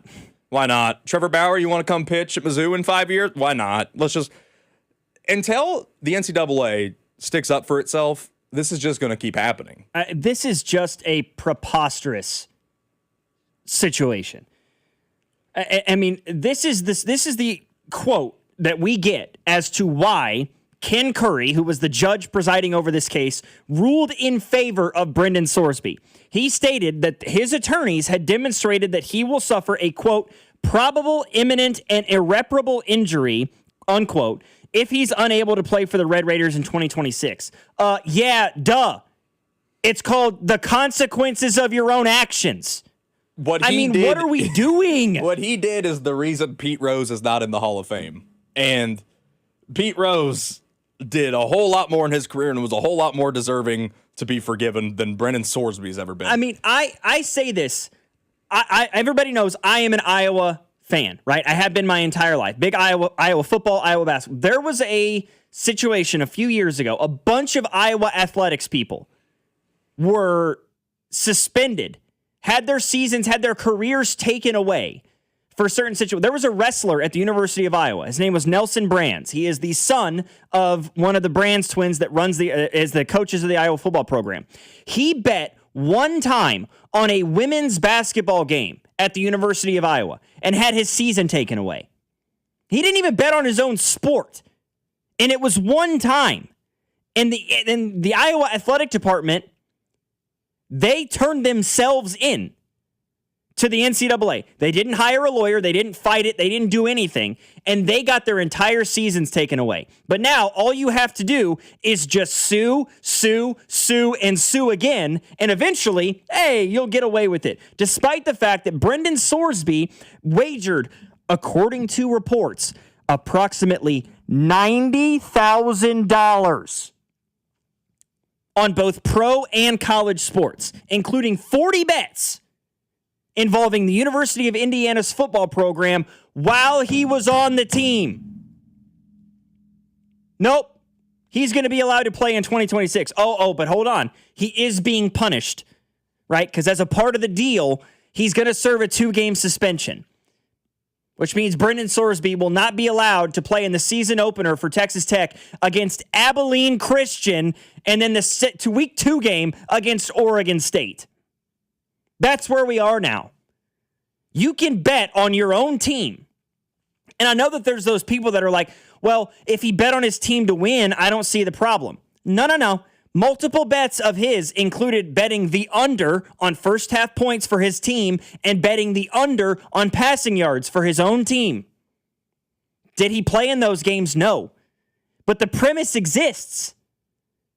It's essentially insider trading. Yes. Even if you don't play, you still have knowledge that the general public doesn't. I mean, it's a completely, A, an ethical issue, but B, it's also a pretty big legal issue at that a player on the team that has knowledge of the situation is able to do that.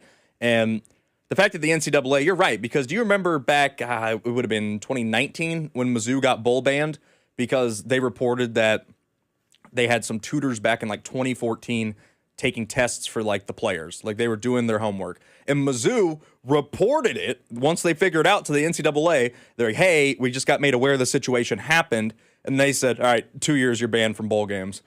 But this kid, just because Texas Tech, I guess, is bringing in $1 bajillion a year, he gets to play. Oh, and by the way, Logan, the judge was in Lubbock, Texas. I mean, What are we doing? It's the same situation as Trinidad Chambliss where the judge was in Mississippi. It's like, yeah, of course. Like this whole situation. Again, me and you are both proponents of NIL, but there are definite things like this that make me hate it. And it's starting to really get out of control. And if it's not capped pretty soon, if there's not a hard line set by the NCAA, like, hey, no more of this. At a certain point, we have to draw the line. I don't even want to know what it's going to look like in 5 years. And this is not a situation in which like an unwritten rule was broken. This is not a situation in which a moral gray area was possibly jumped. This was an explicitly written rule. This was deemed illegal. It's in the bylaws. You cannot bet. And it happened anyway. And you know, and the statement, and it does exist, and I won't argue with the situation because, you know, that he has an addiction. It is a disease. He has anxiety, mental health disorders, mental health illnesses. I completely understand that premise and how difficult that can be. Addiction is a horrible thing, and it can ruin lives.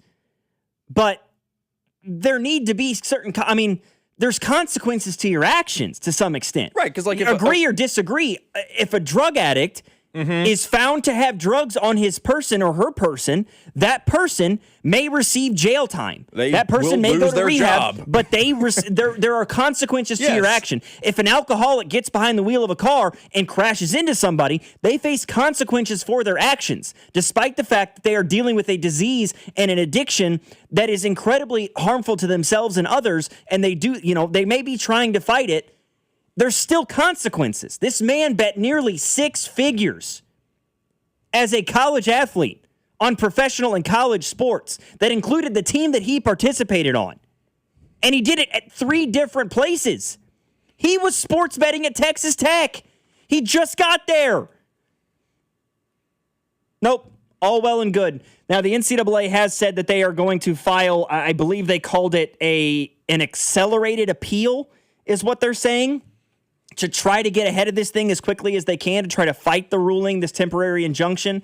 But the likelihood of a ruling regarding that coming down before or even during the season is incredibly unlikely. It is far more likely that this thing happens, that we finally get a ruling after the college football season is over, at which point, who gives a damn?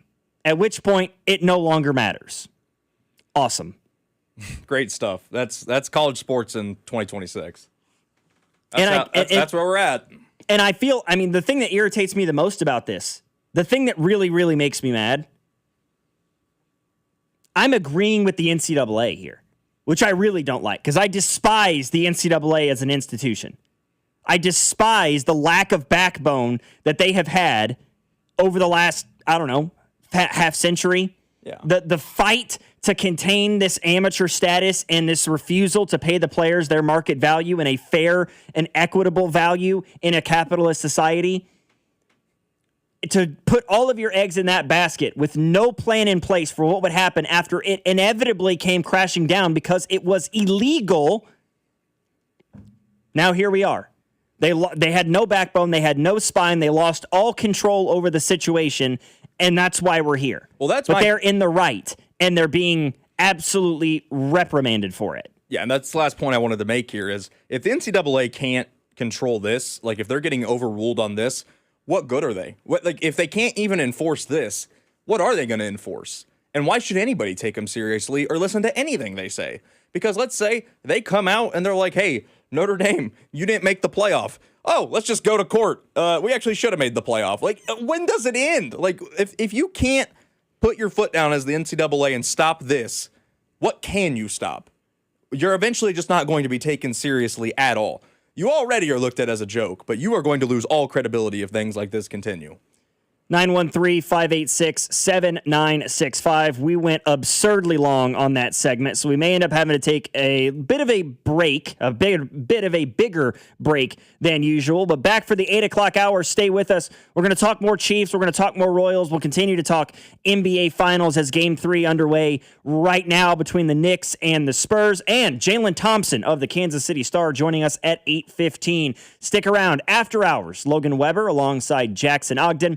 96.5 The Fan, your home for Kansas City sports.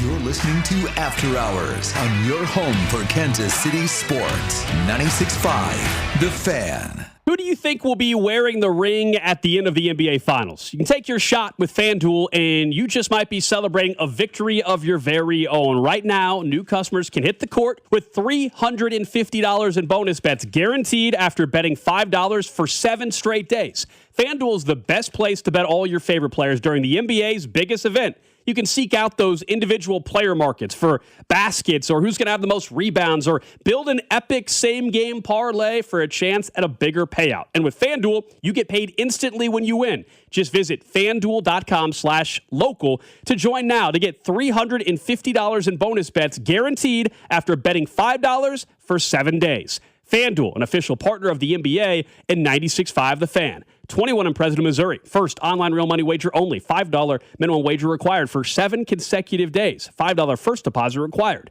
Bonus issued as non-withdrawable bonus bets, which expire 7 days after receipt.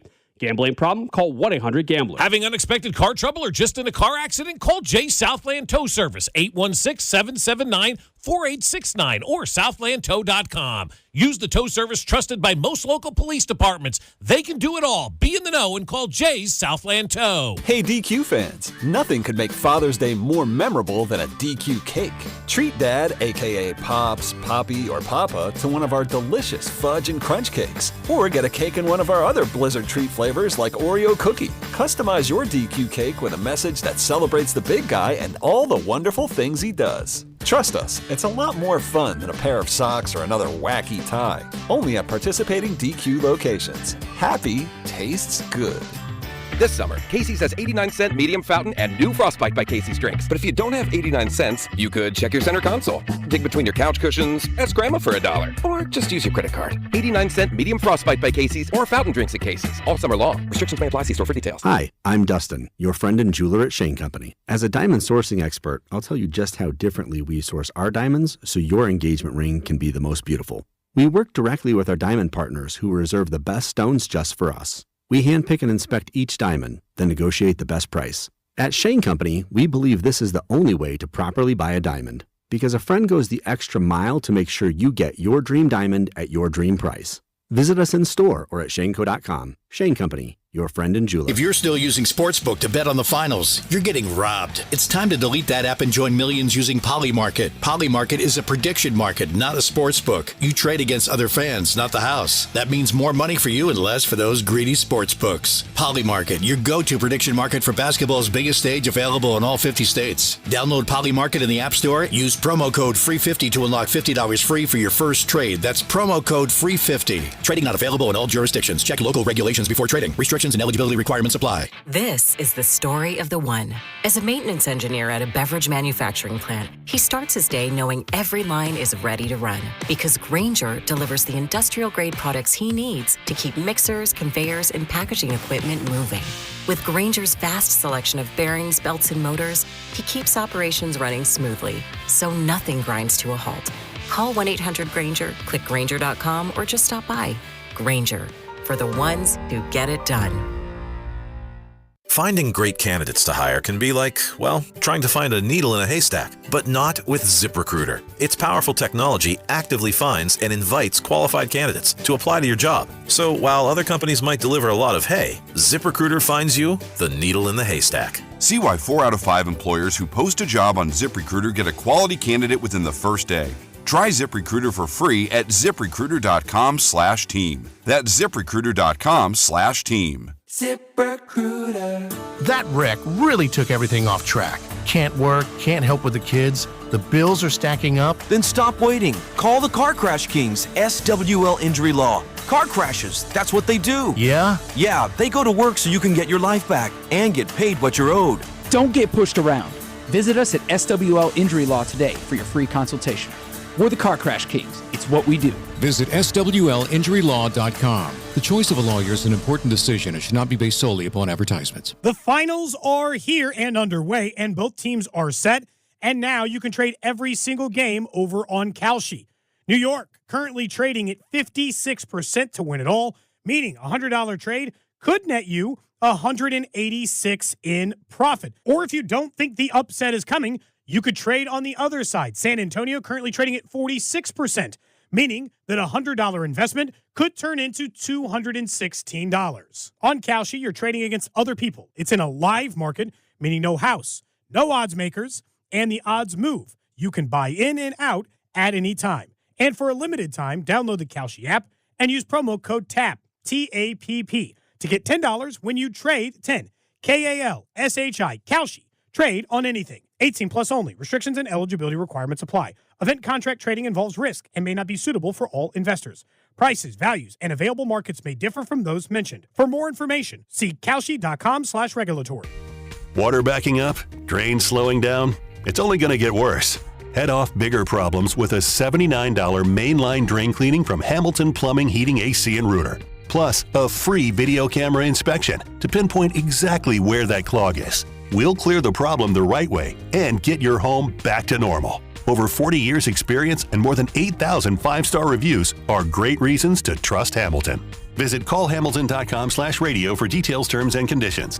What if you could have the most reliable fiber-powered Wi-Fi? And get this, what if you could keep it at the same price for 5 years? During the Xfinity Summer Savings Event, now through June 15th, new customers can get our best price on gig Wi-Fi, just $50 a month for 5 years. And get online in minutes with same-day Wi-Fi. It's Wi-Fi that finds and fixes problems before you even notice them, like super intelligent Wi-Fi with a sixth sense. Plus, add one line of Xfinity Mobile Select and you can save an average of $60 a month over Verizon and AT&T. You can even try it free for a year. Lock in your price and unlock the possibilities during the Xfinity Summer Savings Event. Get it now at Xfinity.com. Xfinity. Imagine that.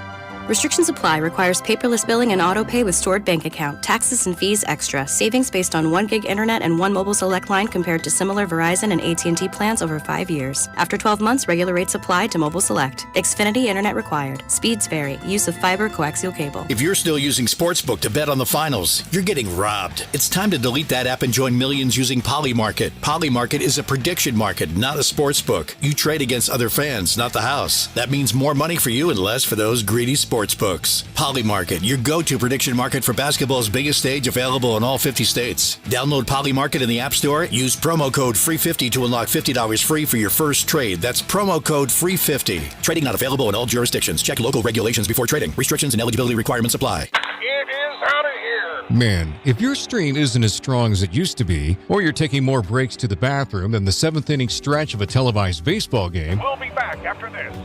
it's time to get checked. An enlarged prostate, or BPH, could be the cause, and Kansas City Urology Care is here to help. Fast answers, trusted care. Don't wait. Come see Kansas City's largest, most experienced, and most advanced urology team. Visit kcuc.com today. At KCUC, you see the best in KC. Follow us on Instagram for behind-the-scenes content at The Fan 965, KFMC FM and AM, HD1 and HD2 Kansas City, in Odyssey Sports Station.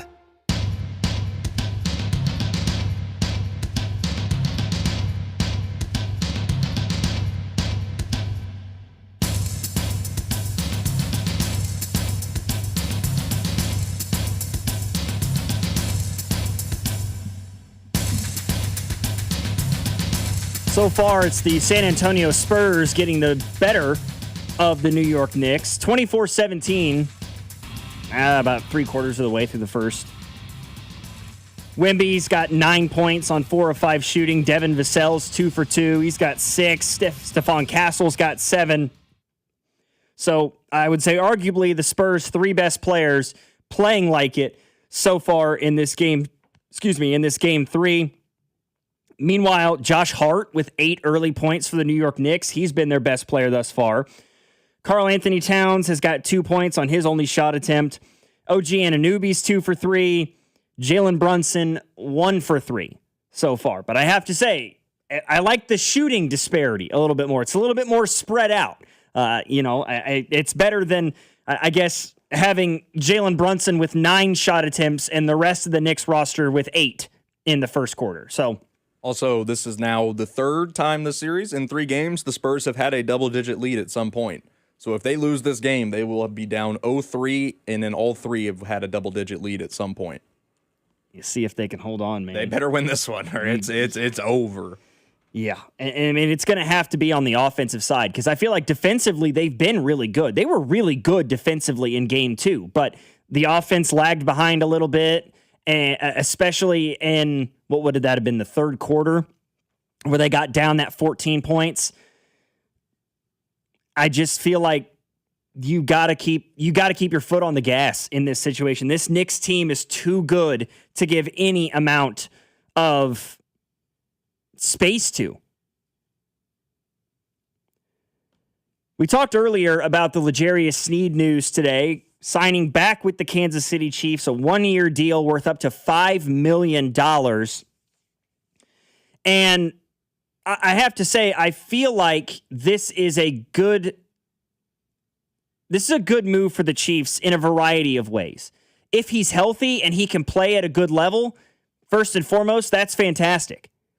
If you can get L'Jarius Sneed even near the L'Jarius Sneed that you saw 3 years ago, this secondary is in a much better spot than it was before today. I don't have a ton of confidence that you're going to be able to get near the 2023 L'Jarius Sneed again, because of all the injury issues that he was dealing with in Tennessee the last couple of years. But even if he's not 100% healthy, right? Even if he's not a guy that you can look at and give 70, 80% of your snaps to defensively, what L'Jarius Sneed can do from the perspective of being a guy that understands the system, that understands what Steve Spagnuolo is asking of his guys in that secondary, to be able to mentor a guy like Mansour Delane, who comes in with as much promise as any Chiefs defensive back in recent memory. When you look at a Jaden Kennedy, who I feel like has some real intrigue as a possible slot corner, you know, these are a lot of young guys. You look at the addition of Alohi Gilman. This Chiefs secondary has talent, but it's young talent. Being able to bring somebody in like L'Jarius Sneed, who can be a veteran presence in the room, alongside a new DB's coach, or not a new DB's coach, excuse me, alongside a veteran DB's coach in Merritt, I love the fit of it, even if you don't see L'Jarius Sneed play all that often. Now, I feel like that's kind of your worst case scenario.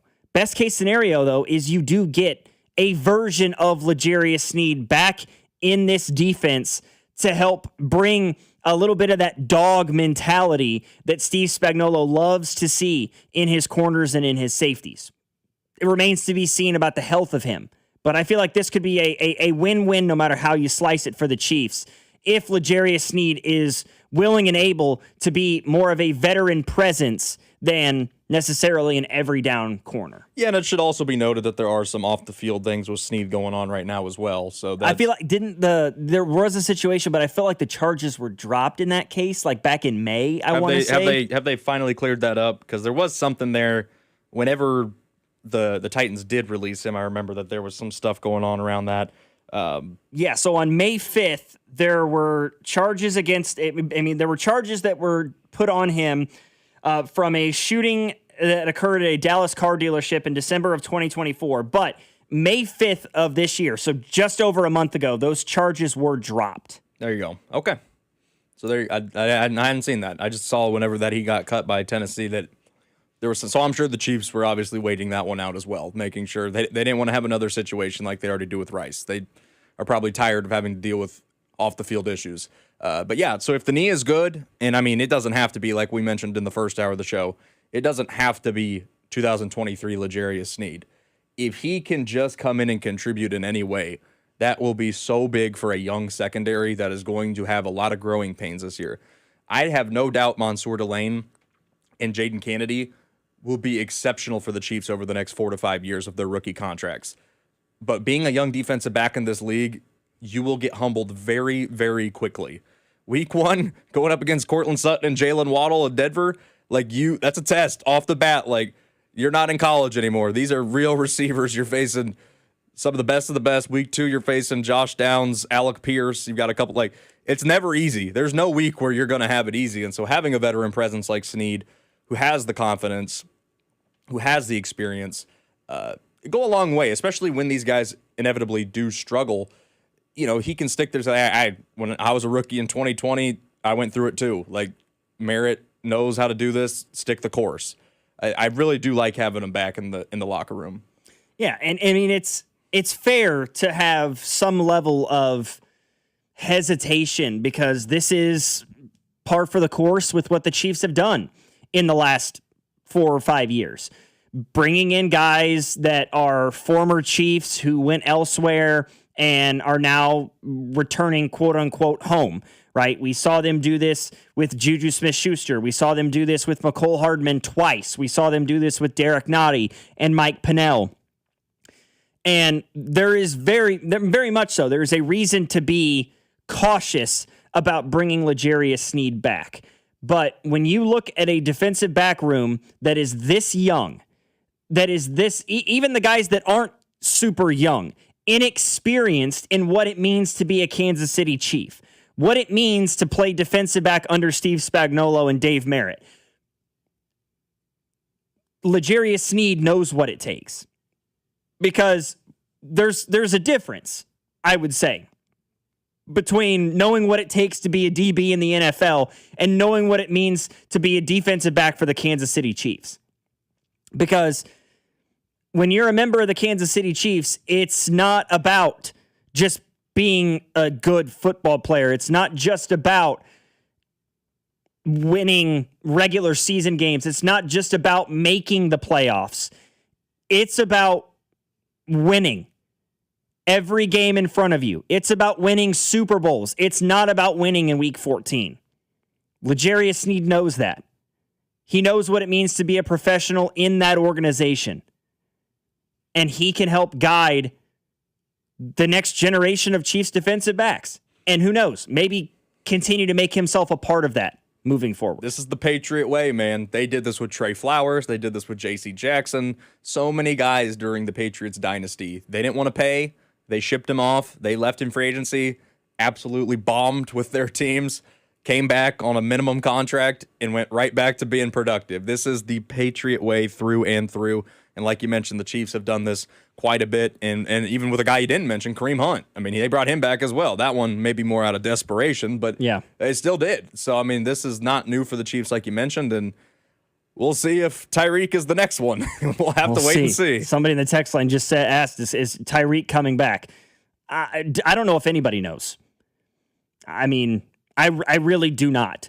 And at this point, I don't know how you could swing it. I don't know where you find the money for it. It's a wait and see game for sure. 913-586-7965.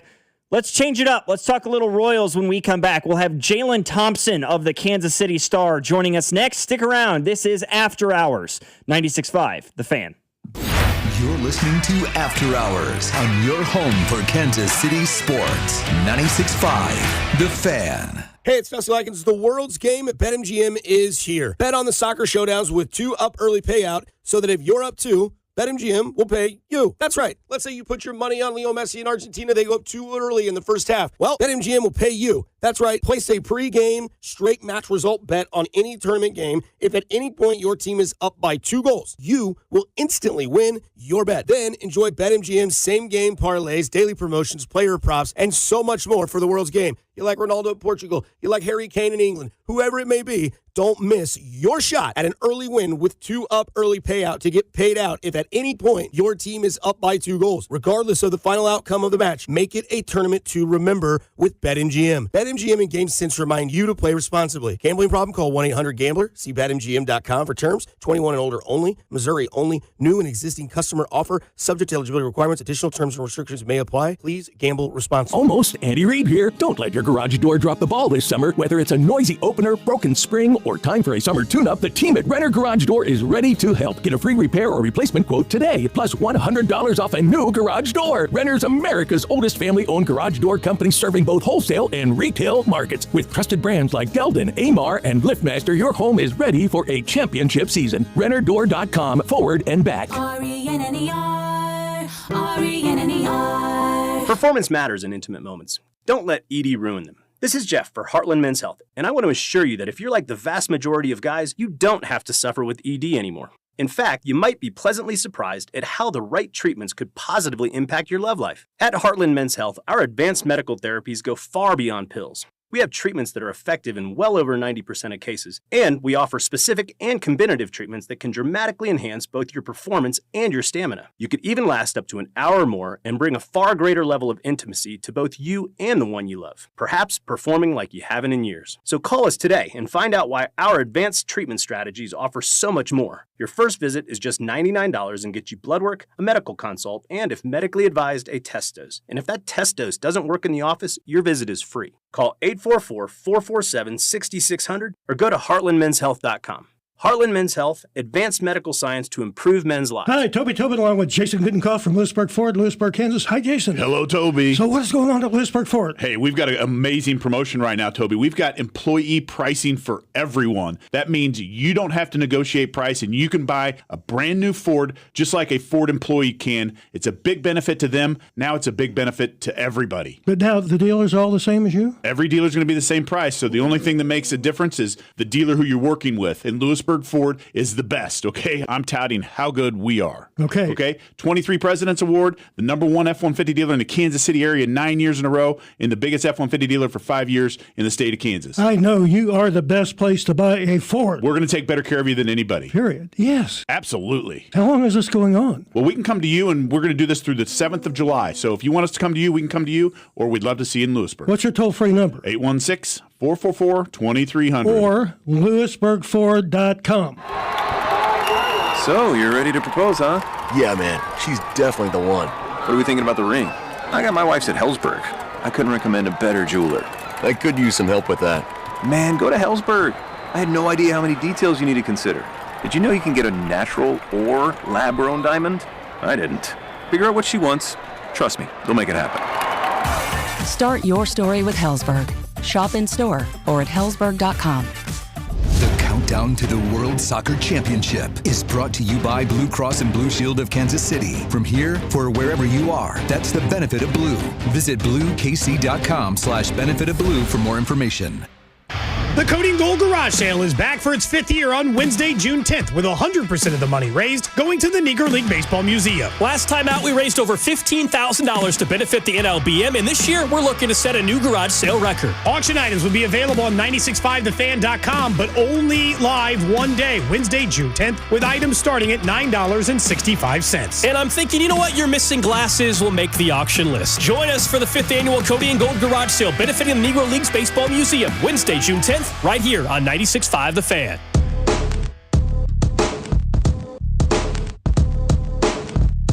The Kansas City Royals are back home after a 10-game road trip over the last couple of weeks that started off rocky. They got swept in 3 games against the Texas Rangers, but since then, they've won 5 of their last 7. They took 2 out of 3 against Cincinnati, most recently taking 3 out of 4 against the Minnesota Twins. They're back in action tomorrow against the Rangers, and on the line right now is Jalen Thompson of the Kansas City Star. And Jalen, I guess I'll ask you first, are you back in Kansas City yet? I mean, how long's it been since you touched the soil in the Metro?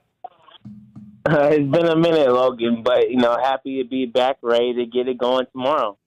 So looking at first, before we talk about this upcoming series against the Rangers, looking back at really the last 7 games, you take 2 out of 3 on the road at Cincinnati, and then they just took 3 out of 4 against their AL Central rival in the Minnesota Twins.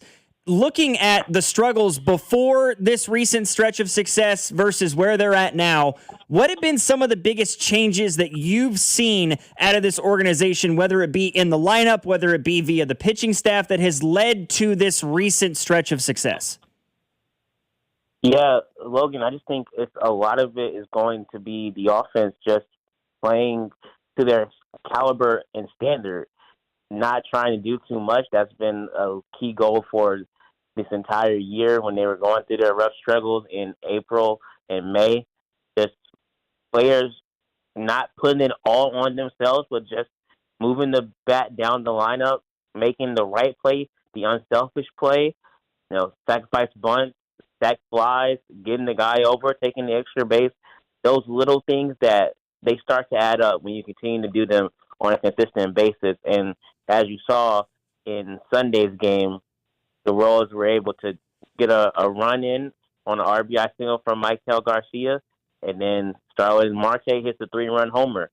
Those things happen because of the good work that you put in pregame, the good work that you put in during the game, and just keeping the opposing team on their toes. So I think that's been the difference. You're just seeing more consistent play from the offense. The pitching has always been there, and the bullpen is continuing to piece things together. We've seen Alex Lang take on that closer role, that some opportunities in the 9th inning. He's been successful in that regard. So, yeah, it's better than where they were in April and May. This team is just trying to be more consistent, and they're in a good spot right now. Yeah, I mean, in all the success that they've seen, winning 5 of the last 7 games is fantastic. There are a few things to kind of be concerned about. Of course, Salvador Perez has missed the last 2 games with a bit of an injury issue himself. What are you hearing on that front about Salvi and the likelihood that he's back in the lineup, say, tomorrow? Yeah, Salvi has a sore right thumb. He injured it on a wild pitch in Friday's game against the Twins. So it's something where it's just got to get the swelling to go down, and once that dissipates, the Royals are hopeful they can get back into the lineup. But it's nothing it's nothing structural or anything like that. So it's a matter of the swelling comes down and he's able to swing a bat and get back in the lineup. And of course, keep going. Now. I got you. No, yeah, that's what I was saying. Yeah. All right, and then of course you've got the one guy, like the one person that the Royals cannot ever afford to have dealing with an injury of any kind. Bobby Witt Jr. leaves the game yesterday with some right knee soreness. It seems like there's not a ton of detail out on that one yet. They're just kind of playing a wait-and-see game. Is there anything that you're hearing about maybe the severity of Bobby Witt Jr.'s injury with that right knee soreness, and could it keep him out of the lineup for a few days? It's just soreness with Bobby. Talking to Matt Quatrell, Royals manager, said it's nothing structural, nothing acute. It's just general soreness that got worse when he was playing in the game. So an off day, the Royals are hoping what they got today should help that out, and Bobby can be back in the lineup on Tuesday. Probably one of those things where he's playing through it, and when you keep compounding it, you just need to take a break, take a beat, and I think that's where Bobby was at. But he's dealt with it before. He understands what he's dealing with. A lot of these guys are dealing with aches and pains right now. It's the middle of the season. Those things happen. But I expect Bobby Witt Jr. to be back in the lineup on Tuesday if he can. And then on some more positive injury-related news, Chris Bubich, it was announced he's going to have a rehab start tomorrow at AAA Omaha. From what you've been told and everything that you've heard, if everything all goes well, let's say, with the Chris Bubich situation and his rehab assignment there in Omaha, what's a timetable for when we could see his return to the Kansas City Royals? I think you could probably see his return within the next couple of weeks or so. You got to remember he's got to pitch in Omaha tomorrow, and then it's likely he might need one or two of those rehab starts to get himself back. He hasn't pitched in so long, just to get himself back into where he needs to be at. But I wouldn't be shocked to see him be back with the Royals before the end of the month is out, just given where he is right now and where the Royals can use him in the starting rotation. And then, and along those same lines, what's the latest on Cole Reagans and his situation? When could he be back with the Royals? Yeah, Cole is still working his way back, pitching and getting ready to be in bullpens and things of that nature. So it's just a matter of him continuing to operate in those side sections in the bullpens, and then be ready to go on rehab assignment whenever they deem that ready. That could come potentially in the next week or so as well. But yeah, they're both close to getting back for sure. Looking ahead now to tomorrow's series opener against the Texas Rangers. It's kind of a welcome homestand for the Royals a little bit. 3 against Texas and then 3 against Houston coming into the weekend, Friday, Saturday, and Sunday. Looking at these two teams, looking at this 6-game matchup that the Royals have after winning 5 of their last 7 games, what's it going to take for the Royals to continue to rack up wins? This is a team that's 12 games below 500 right now. They got about an 8% chance, according to the probabilities, of making the playoffs. And that sounds daunting, but in an American League that is extremely underwhelming this year, the door is still open for them. What's it going to take to continue the momentum? They got to continue to do what they've been doing these last couple of games. Just play the game, which is what Bobby Witt Jr. has said multiple times in this stretch. Just got to play the game. Whatever the situation dictates, do that. Whether that's dropping a bunt down or moving a runner over, stealing a base, making the right play defensively. Those are the things that are going to help the Royals get back to 500 and then potentially get to where they want to be in October, if that's the case. But for right now, you can't look at the standings. You can't really look and see where you're at for the Royals. You're 12 games under. It's about just, like you said, stacking wins together and play your game. You stack wins together, you play your game, you'll be where you need to be at the end of the season. But for this team. You can't look at what you did in April and May because you can't go back and fix that. All you can do is quote-unquote today, which is Matt Cottrell's mantra and moniker, and that's where they got to be at. They got to be on focus on today. And you mentioned you got the Texas Rangers coming in. They swept you in the beginning of this 10-game road trip. So now you got to try to do the same thing to them, get a measure of revenge back at home in front of the Kauffman Stadium fans. I know it's a limited sample size so far here in the month of June. The Royals have only played 7 games, but we're seeing some guys get off to incredibly hot starts to begin this month. I mean, Vinny Pasquantino, we've talked about, waiting on him to get hot, waiting on him to figure it out. Well, so far this month, he's hitting .310 in 29 at-bats. And even Jack Caglione, in 18 ABs, the guy's hitting .389. He's walked 4 times already this month to just 5 strikeouts.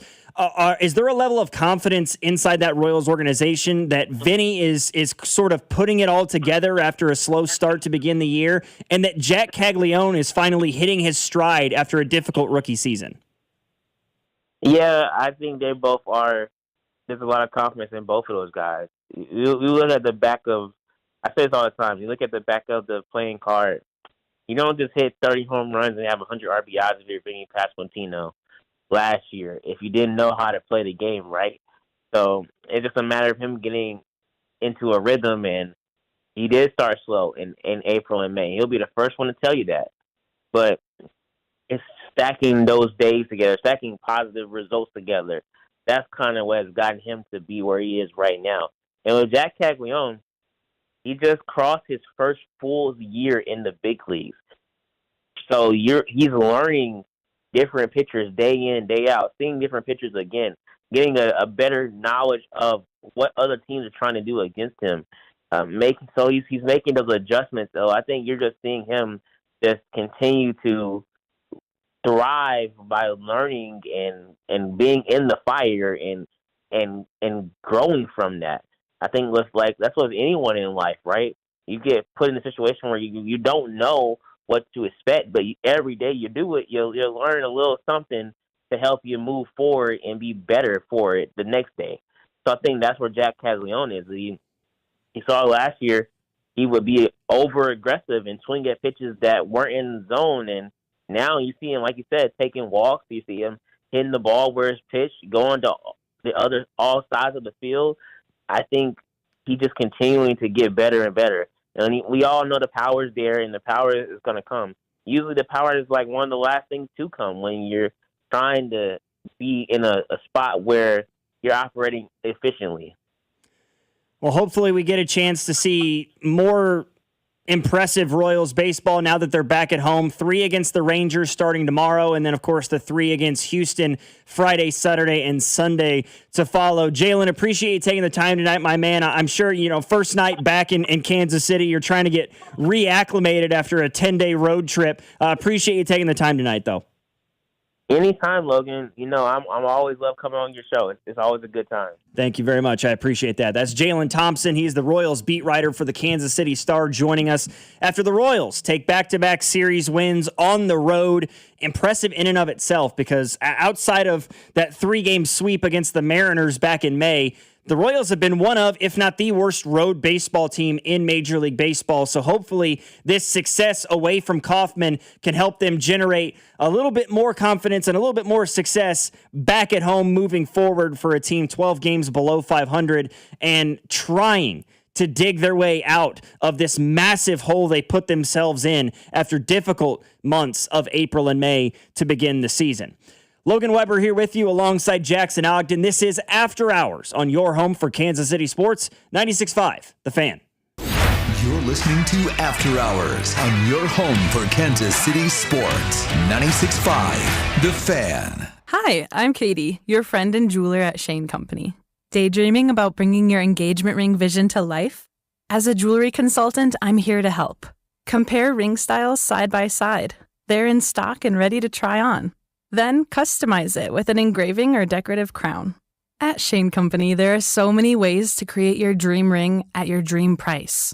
Visit us in-store or at shaneco.com, because a friend wants you to get exactly what you want. Shane Company, your friend and jeweler. Almost Andy Reid here. Don't let your garage door drop the ball this summer. Whether it's a noisy opener, broken spring, or time for a summer tune-up, the team at Renner Garage Door is ready to help. Get a free repair or replacement quote today, plus $100 off a new garage door. Renner's America's oldest family-owned garage door company, serving both wholesale and retail markets. With trusted brands like Geldon, Amar, and LiftMaster, your home is ready for a championship season. RennerDoor.com, forward and back. RENNER. Getting a little older doesn't have to mean, well, getting older. This is Jeff for Heartland Men's Health, and if you're feeling low energy, can't sleep, can't lose weight, are struggling with brain fog, or your sex drive is off, it's time to change it up. At Heartland Men's Health, our advanced medical strategies featuring TRT, GH peptides, NAD+, GLP-1s, PDA, and more treat low T and other hormonal issues to help you shed pounds, have more energy, enhance your body composition, improve sleep, increase your sex drive, and so much more, getting you back in the game again. So don't be older. Be stronger in the gym. Be sharper at work. Be better in the bedroom, and be more confident in every part of your life. So call us today and find out how our advanced treatment strategies could change the game for you. Your first visit is just $99. It includes blood work and a medical consult. And if you start on one of our advanced treatment plans on the day of your appointment, your visit is free. Call 844-447-6600 or go to heartlandmenshealth.com. Physical therapies are compounded and have not been evaluated nor approved by the FDA. Provider prescription required. See website for details. Hey, it's Rob Brennan. We hope you're enjoying Beyond the Pitch KC, a podcast on how Kansas City landed the world's biggest sporting event. It's presented by Commerce Bank. Visit commercebank.com/soccer26. New episodes released every Wednesday on the Odyssey app or wherever you get your podcasts. High energy bills? Can't get cool enough? Your HVAC system could be the reason. Save up to $2,000 on a new HVAC system with Hamilton Plumbing, Heating, AC, and Rooter. Smart homeowners know an old air conditioner can cost you more every month. Don't let it drain your wallet. Upgrade to efficient, reliable comfort with payment options that fit your budget. Put your trust in over 40 years experience and more than 8,000 five-star reviews. Visit callhamilton.com/radio for details, terms, and conditions. Wouldn't you like to take a vacation from your bills? Well, you can. With credit card balances at an all-time high and Golden Oak's 4.5% rate, you could be saving thousands of dollars after a simple phone call. Call today and get your cash in as little as 14 days and make no payments for 2 months. Call 913-890-GOLD. Golden Oak Land insured my blues. 5.442 APR, FHA 15-year, 20% equity, qualified credit, additional terms apply. NMLS 114937. If you own a business, you've heard it all. From fast funding to easy approvals, everyone says the same thing. LendSeek is different. We show you what you actually qualify for. LendSeek's AI-enabled platform matches you with funding options with no guesswork. Up to $5 million in as fast as 24 hours. If you've been in business over a year, doing at least $50,000 per month, apply for free with zero out-of-pocket costs and access to over 100 lenders. Start ready, stay ready. Lendseek.com. LENDSEEK.com.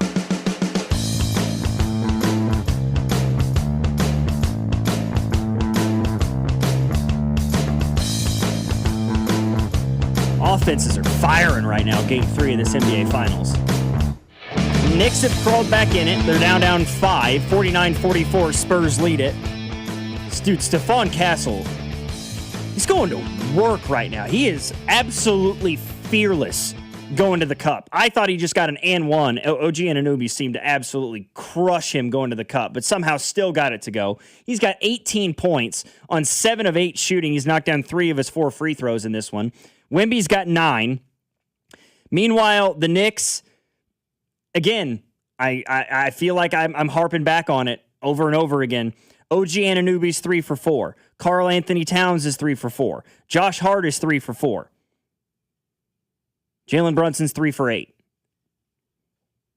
I understand he's your superstar. He's your best player. I understand you wanting to go to him and continue to feed the guy that's helped you get to this point. But at a certain, you reach a certain point where it's like, hey, you know, you're our best player, but we kind of need you to swing. And he's only got 2 assists thus far.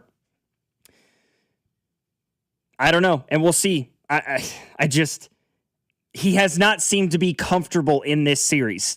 That combination of guards that the Spurs have, Stephon Castle, De'Aaron Fox, Devin Vassell, Dylan Harper. The Spurs are throwing a lot of defenders at him. First and foremost, Stephon Castle, who's one of the best on-ball defenders in the league at 21 years of age, which is just extraordinary.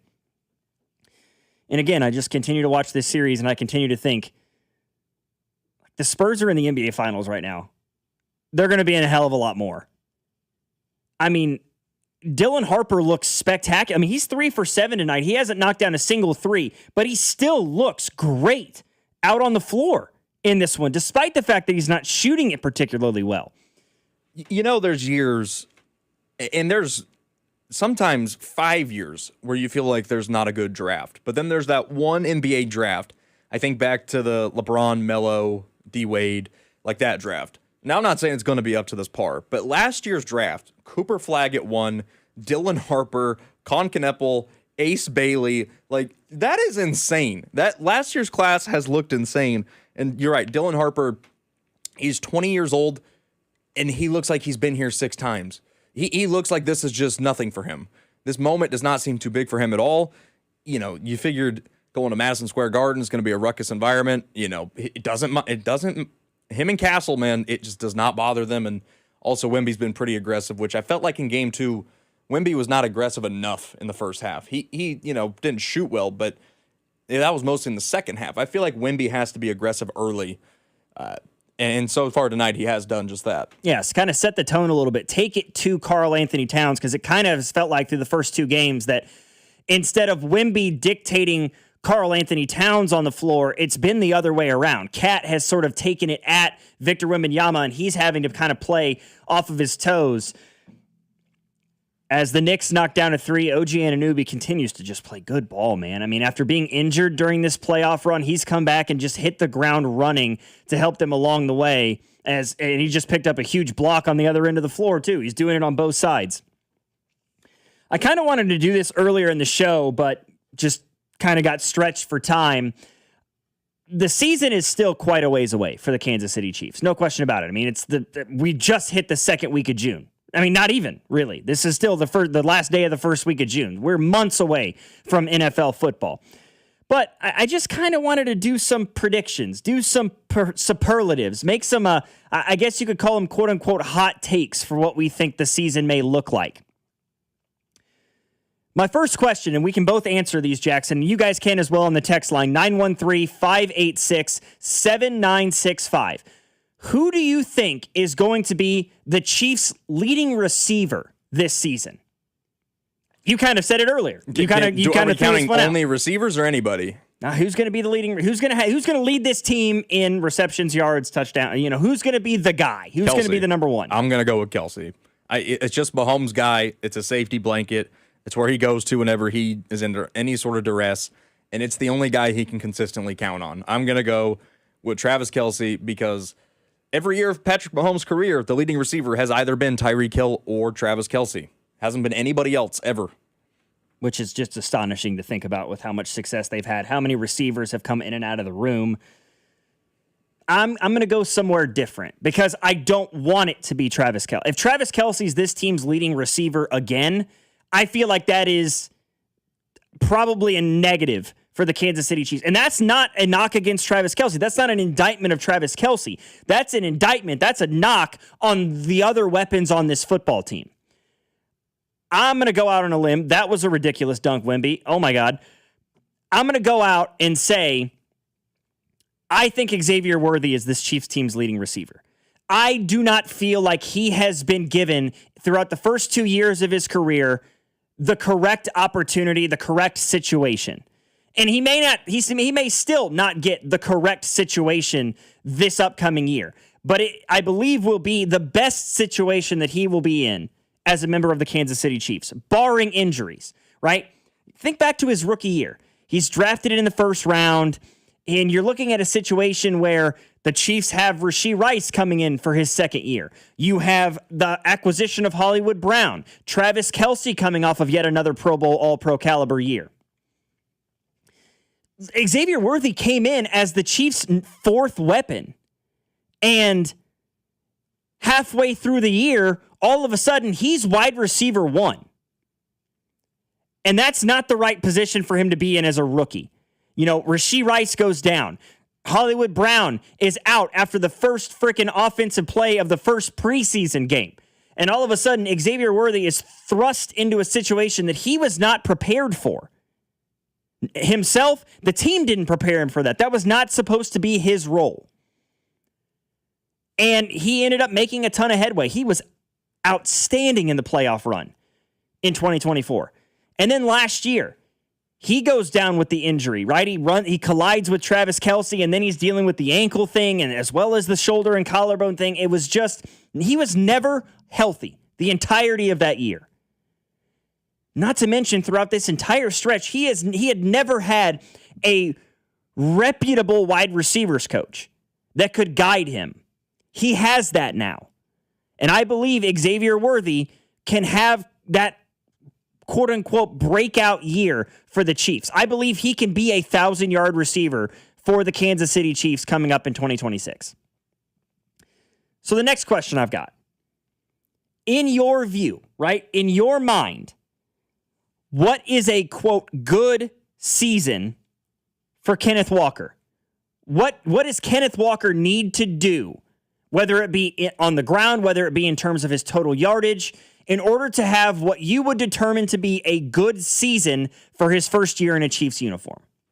First and foremost, health. I mean, that's been one of Kenneth Walker's biggest problems, is he has not really gotten through a whole season, and that's with splitting carries with Charbonnet. So health, I would say he's got to play at least 15 of the 17. You missed 2, okay, I can live with it. Maybe even 3, but 15 or 14 of the 17 have to be played. That's the first benchmark. The next benchmark, got to get to 1,000. You got to have an 1,000-yard rusher. I mean, you're getting paid that. You go out and make that big of a splash on running back. It's the biggest free agent running back contract ever signed by money, or just by total value-wise.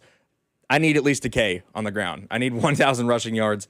And really, for me, I'd call that a success. If he stays healthy and plays at least 14 to 15 out of the 17 games this year and has at least 1,000 yards on the ground, to me, that's a good investment. I can get behind that. My goal would be somewhere between 1,300 to 1,400 total yards of offense, whether that be 1,000 yards on the ground and another 300 through the air, or 1,200 yards on the ground and 200 through the air. I would also preface and say double-digit touchdowns, whether that be on the ground or through the air. You need to be able to find the end zone.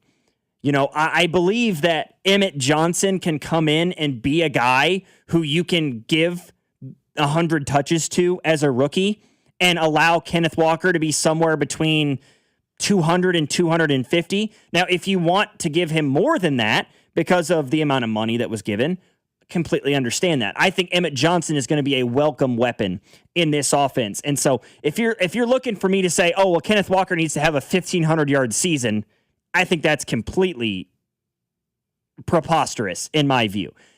Not necessarily because he lacks the talent for it. He may be a little bit below that caliber of talent, but because I think that this is just a deeper running back room than the Chiefs have had in the past, and they may not need to use him as a 3-down back, although they certainly could. Last question I have before we hit the break, and then we'll go over some other ones here. Which rookie will have the biggest impact, and how many do you think end up in the starting lineup for the Kansas City Chiefs? I'm going to go Delane for biggest impact just because I think he'll have the greatest opportunity. Corner is a position we completely overhauled, and I think as we sit here today, is the best corner on the roster. So I think Mansour Delane will have the biggest impact. I think he will see significant snaps. I think Peter Woods will see significant snaps. R. Mason Thomas will see significant snaps. And I do believe, now when I say significant for this one, I'm not saying he's going to be the starter, but I do think Emmett Johnson will also see a good amount, and Jaden Kennedy. More so, I'm looking at like the only rookies in this class I don't see a path towards a lot of snaps are Cyrus Allen and, of course, Garrett Nussmeier. Outside of that, I think the rest of the draft class will have a chance to greatly contribute in a way that the 2022 draft class did, where almost everybody in that draft class immediately bursted onto the scene and helped the Chiefs win the Super Bowl that year.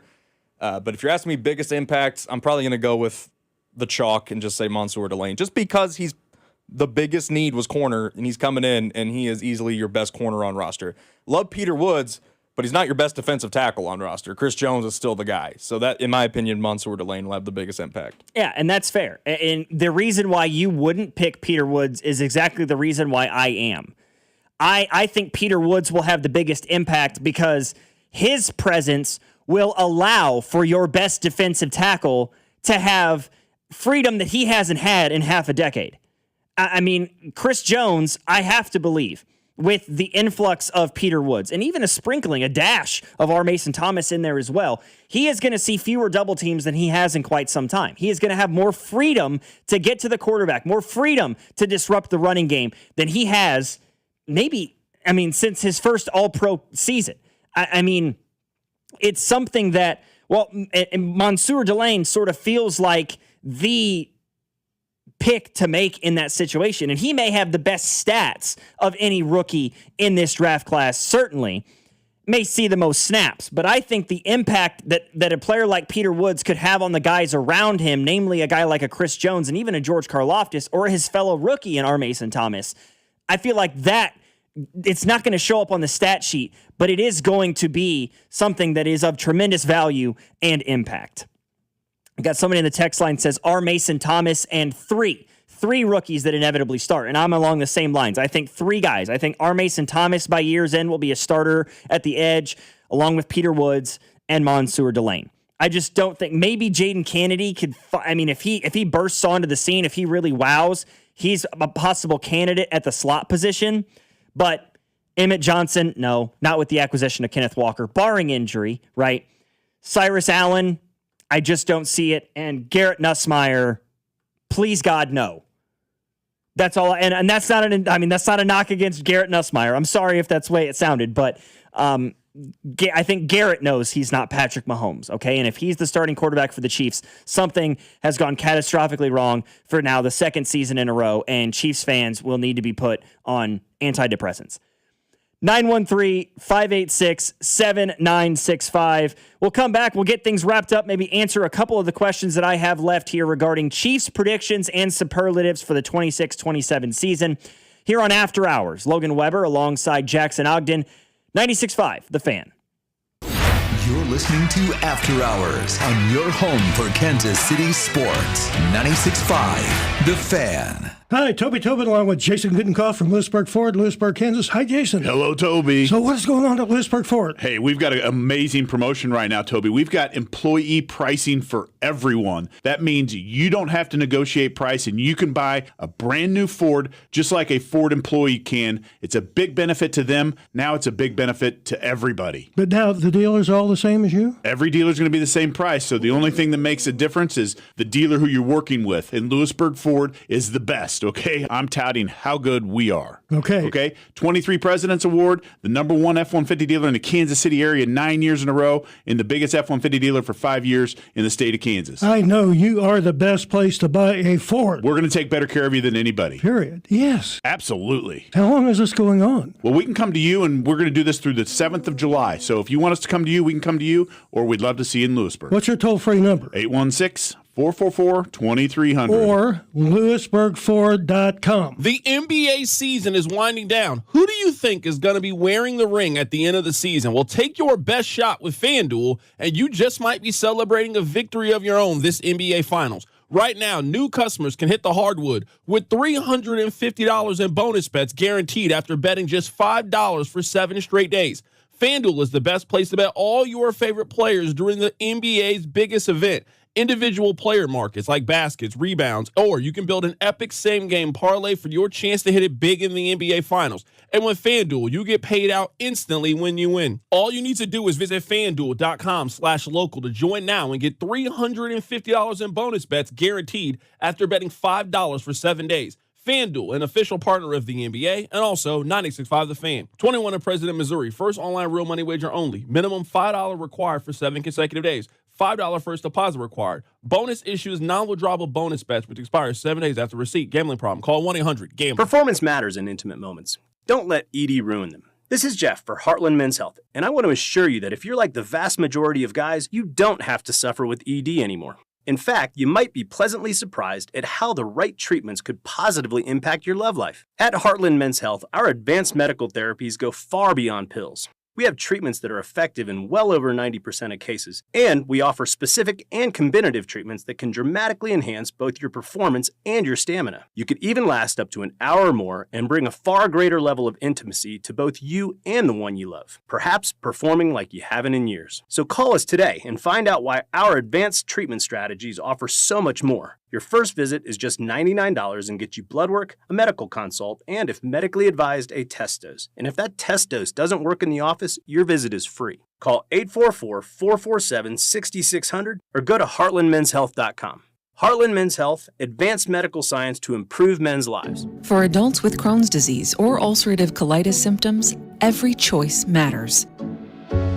Tremfya offers self-injection or intravenous infusion from the start.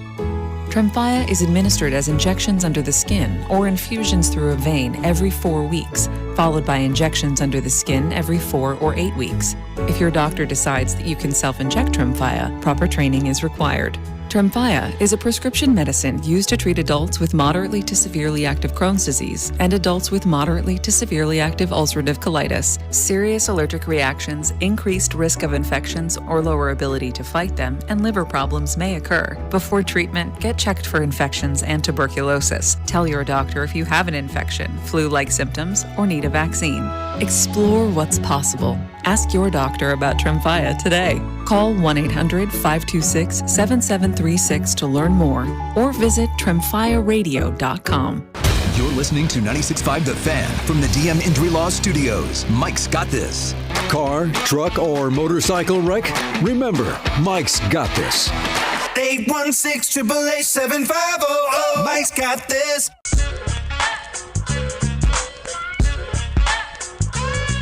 Final question before we get to the end of our program here tonight. After hours, 96.5 The Fan, Logan Weber alongside Jackson Ogden.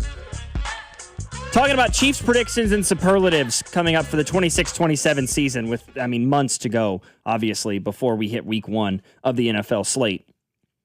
We asked who will be the Chiefs' leading receiver, what a good season for Kenneth Walker looks like, which rookie will have the biggest impact. Last question I have is not who is on the team, but who is no longer on the team. Of all the offseason departures for the Kansas City Chiefs, which one do you think the team will feel the most coming up in 2026-27? And there's a lot to choose from. Leo Chenal. I know that's not going to be the popular answer. It's probably going to be McDuffie or Jalen Watson, but Leo Chenal is my pick because he was one of those hybrid linebackers that could go sideline to sideline. You trusted him to stop the run. You trusted him. There was a game against Baltimore last year where he chased down Lamar on the run. You're not finding linebackers like that. Tranquil and Bolton are not chasing down Lamar. So I think it's going to be Leo Chenal. I thought he was greatly undervalued, especially on the free agent market. Only got 3 years, $24 million. I thought he was a way more valuable asset than that. The Commanders got a steal there. I am going to miss Leo Chenal in Kansas City. You said it may not be the popular pick, but it's also mine. I'm in the same boat you're in. Yes, McDuffie seems like the most obvious selection in that spot. And statistically, that may be the case. But I have always thought incredibly highly of Leo Chenal during his time in Kansas City. I felt like he was, like you said, undervalued. I felt like he was underutilized in a lot of ways. The amount of impact that Leo Chenal had in his 4 years with the Chiefs, and yet he barely amassed 200 total tackles during his career with the Chiefs, is astonishing to me. And, his ability to take pressure off of Drew Tranquil and take pressure off of Nick Bolton, that no longer exists. And I feel like that is an incredibly nerve-wracking thing moving forward. We're going to find out really quickly just how much of a crutch he was to those two guys, namely a player like Nick Bolton, who has consistently throughout his career really struggled in pass coverage situations. For my producer, Jackson Ogden, I'm Logan Weber. Thank you guys for joining us. Thanks for getting involved in the text line, talking Chiefs, talking Royals, talking NBA Finals, this BS Brendan Sorsby situation. Royals baseball the rest of the week. Stay with us here on your home for Kansas City Sports, 96.5 The Fan. You're listening to After Hours on your home for Kansas City Sports, 96.